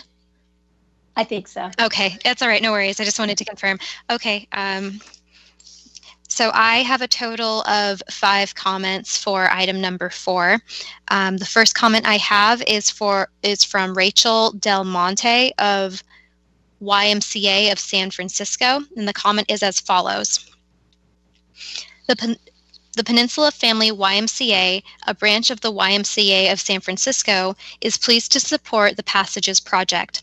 As a potential partner providing on-site childcare to the community, the YMCA looks forward to working closely with New Quest Ventures. Childcare is a critical need in our community, as evidenced by our waiting list of over 100 families at our Gateway Child Development Center in South San Francisco. We are excited for the opportunity to expand our delivery of high-quality, low-cost childcare programming to families living and working in San Mateo. Additionally, we were pleased to hear that the Passages project has increased their low and moderately priced housing in the plans. The YMCA team is comprised of 250 plus employees, some of whom would qualify for the affordable housing proposed at the Passages project. We expect up to 15% of our employees would be interested in the opportunity to live and work in this community. As well as we all know, housing has become increasingly cost prohibitive for people in nonprofit and service roles. The Passages project provides an opportunity for our employees to live close to work. The YMCA has been a part of the Peninsula community since 1924. The YMCA is an internationally recognized community organization. The YMCA of San Francisco prides itself on being an excellent partner to cities, school districts, and communities in Marin, San Francisco, and San Mateo counties. We pride ourselves on delivering high-quality, low-cost programming for everyone, regardless of ability to pay.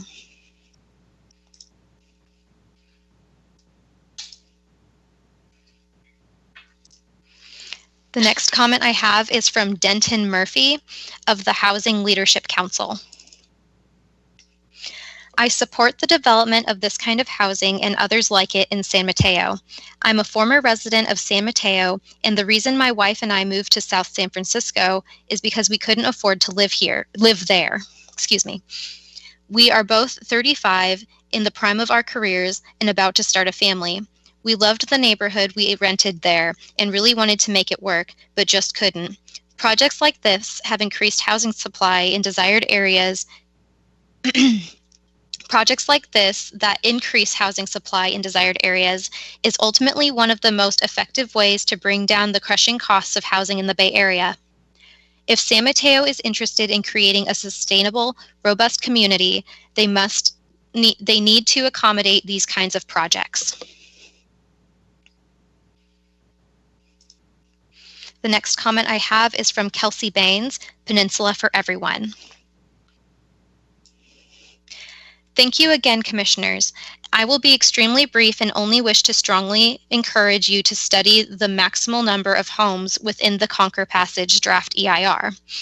We have a dire housing shortage that is causing immense pain among residents in San Mateo and the broader region, as evidenced by super commutes, homelessness, and housing instability. More homes at all income levels are needed to ensure the health of our communities and the planet. Thank you for your thoughtful consideration of what will be a treasured part of San Mateo for many decades to come. My next comment is from Dennis Keene.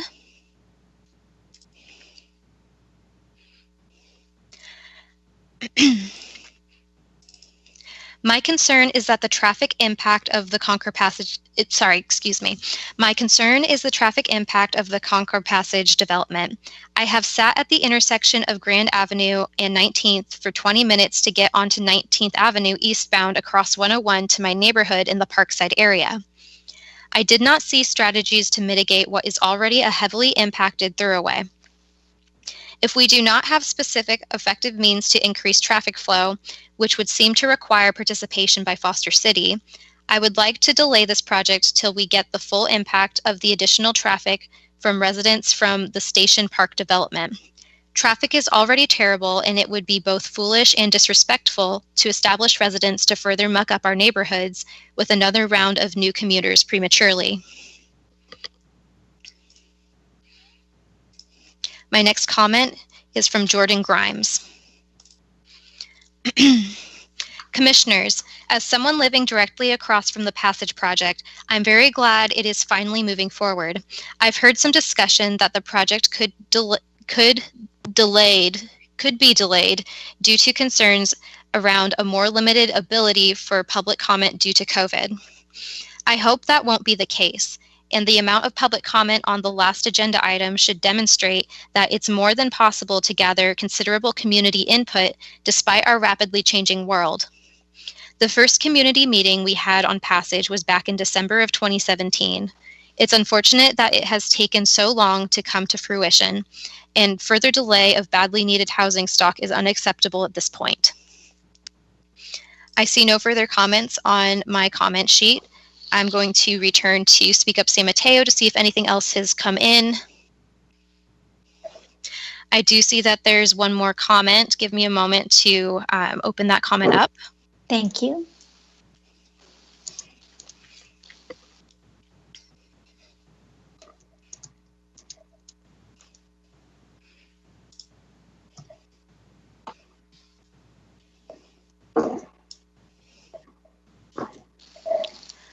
Let me see. This next comment is from Alex Melendrez. Pardon me, my spreadsheet's not formatting correctly. Give me just 1 second.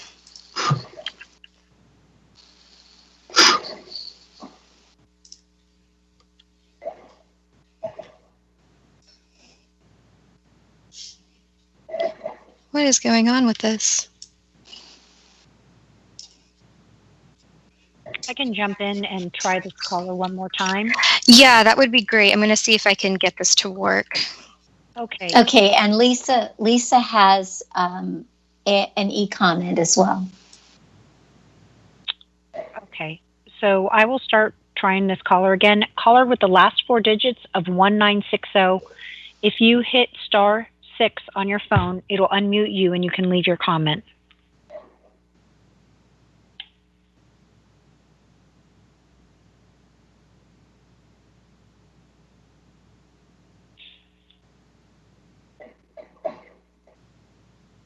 Okay, I don't think they want to speak.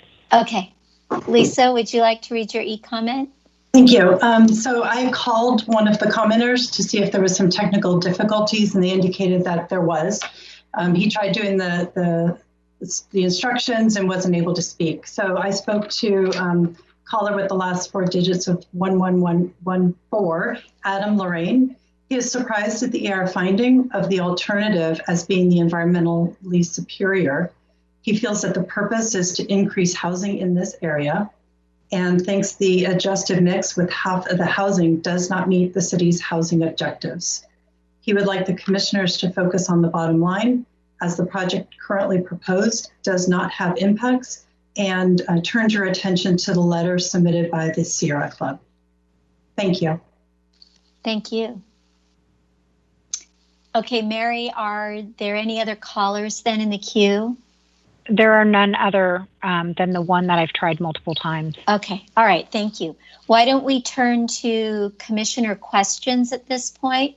Ramiro, can we start with you? Actually, sorry, we had one more speak up comment. I was able to. Oh, Erin, I'm sorry. No worries. No worries. And again, this comment is from Alex Melendres. Hello, San Mateo Planning Commission. Alex Melendres, again, representing the Housing Leadership Council of San Mateo County. We work with communities and their leaders to produce and preserve quality, affordable homes.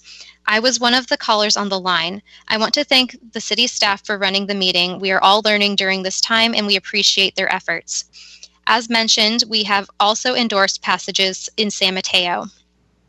These 109 affordable homes and 852 market rate homes will provide a significantly positive impact to our region's job housing imbalance, while also reducing traffic due to its proximity to Hayward Park Caltrain.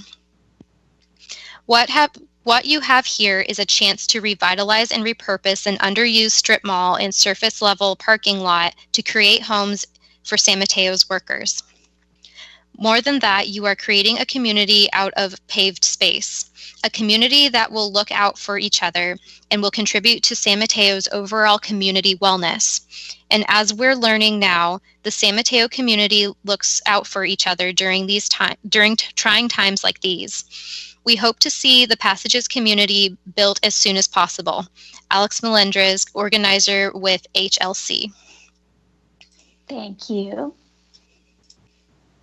And I got a note that Ramiro is rebooting his computer. He had some internet issues and he had no questions at this time. John, can we go to you next? I actually do not have questions. Okay. How about you, Ms. Williams? Yeah, I'm just reading this document and reviewing it again. My head looks down. I don't have any questions. I think I don't have any questions. Okay, thank you.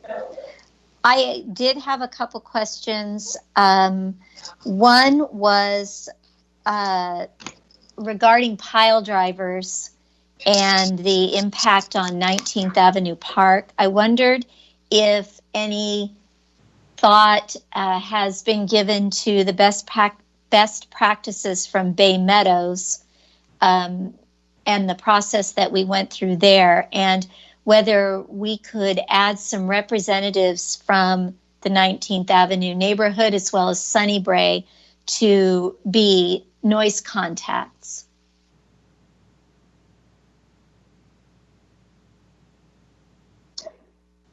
Sure, we can certainly look into that. Thank you. Okay, and another was regarding the sewer work that would be done, and I wondered if there was any issue that work would begin on this project at the same time as the Clean Water Program. So I wondered what your comments were on that.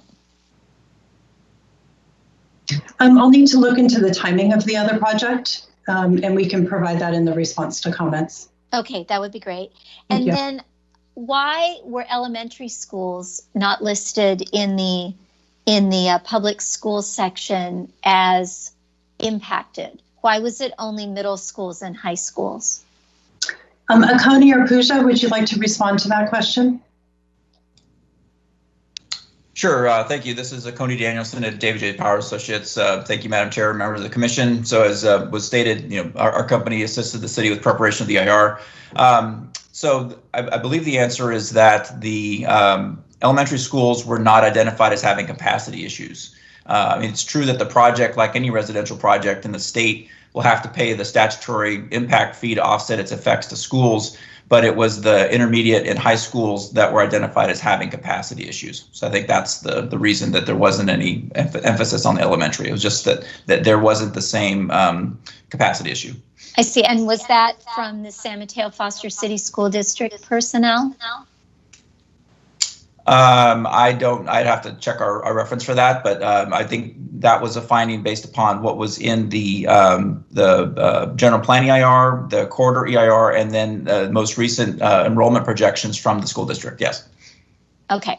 As I was wanting to know where the data came from. So if that was from the projection, then I'm a little surprised by that, actually, because the school that would serve that area is not that big a school.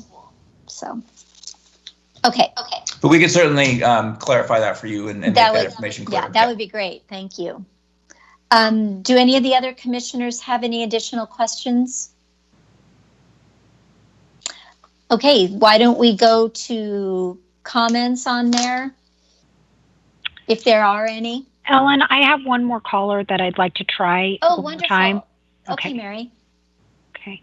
Caller with the last four digits, 6687. If you hit *6, we can try to get you heard here.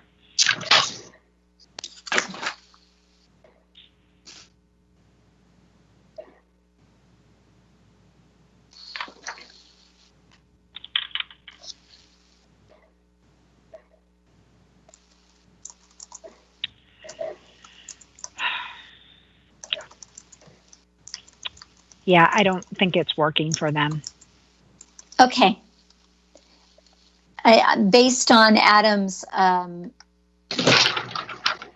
call-in that there was an issue, we might need to look into that for future reference.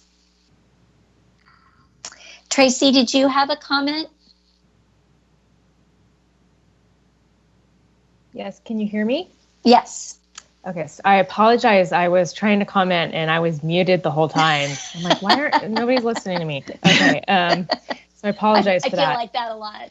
Yeah, the clean water improvements are underway right now. If you're aware of there's the UFIS project that's in Bay Meadows. Mm-hmm. They're currently in the building permit phase, and that project, it needs to be constructed before Concar passage. So it will in fact be done before this project moves forward. Will that delay this project at all? Not at all. They're in building phase. They're in the building permit phase now, so it should be completed prior to the Concar moving forward with their building permits. Okay, perfect. Thank you. You're welcome. Do any of the commissioners have any comments on the supplemental EIR?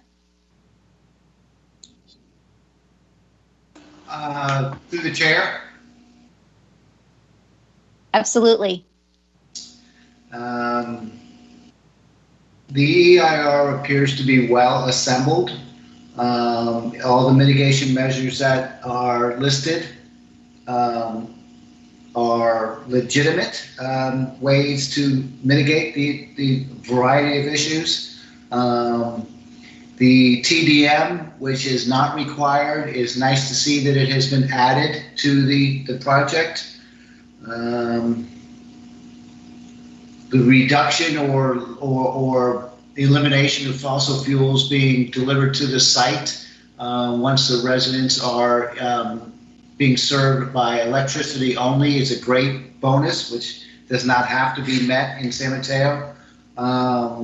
Having VMT as part of the process will be one of the first projects that we have seen using VMT and level of service, which is great.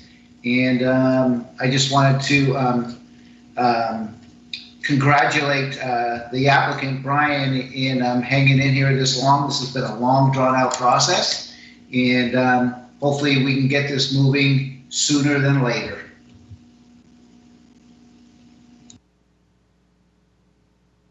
Those are my comments.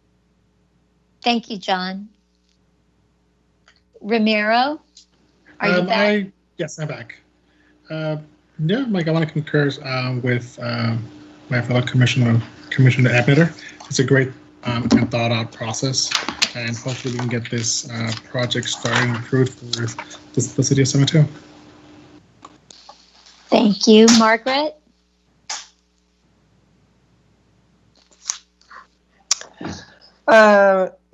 Yeah, I do not have any really substantive comments on the supplemental EIR. In reviewing it, other than just these comments, I guess that in reviewing it, it seems fairly complete. As a kind of layperson at reading EIRs, it was clear and well laid out, and seems to cover all the required points.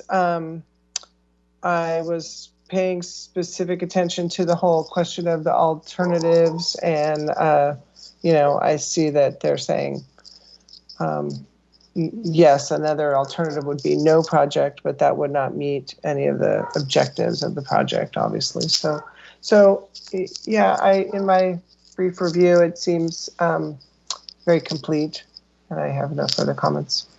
Thank you. I guess my only comment is around the noise issues and the effect on the 19th Avenue Park neighborhood. They have been front and center in the Station Park Green construction, and now it will be coming at them from the other side. But I think that the mitigation measures I saw are the best that can be done. So I think staying in touch with them and making sure they're in the process is very important. And those are all my comments as well. I will turn the meeting back over to Mike Etheridge. It's getting late. My new brother.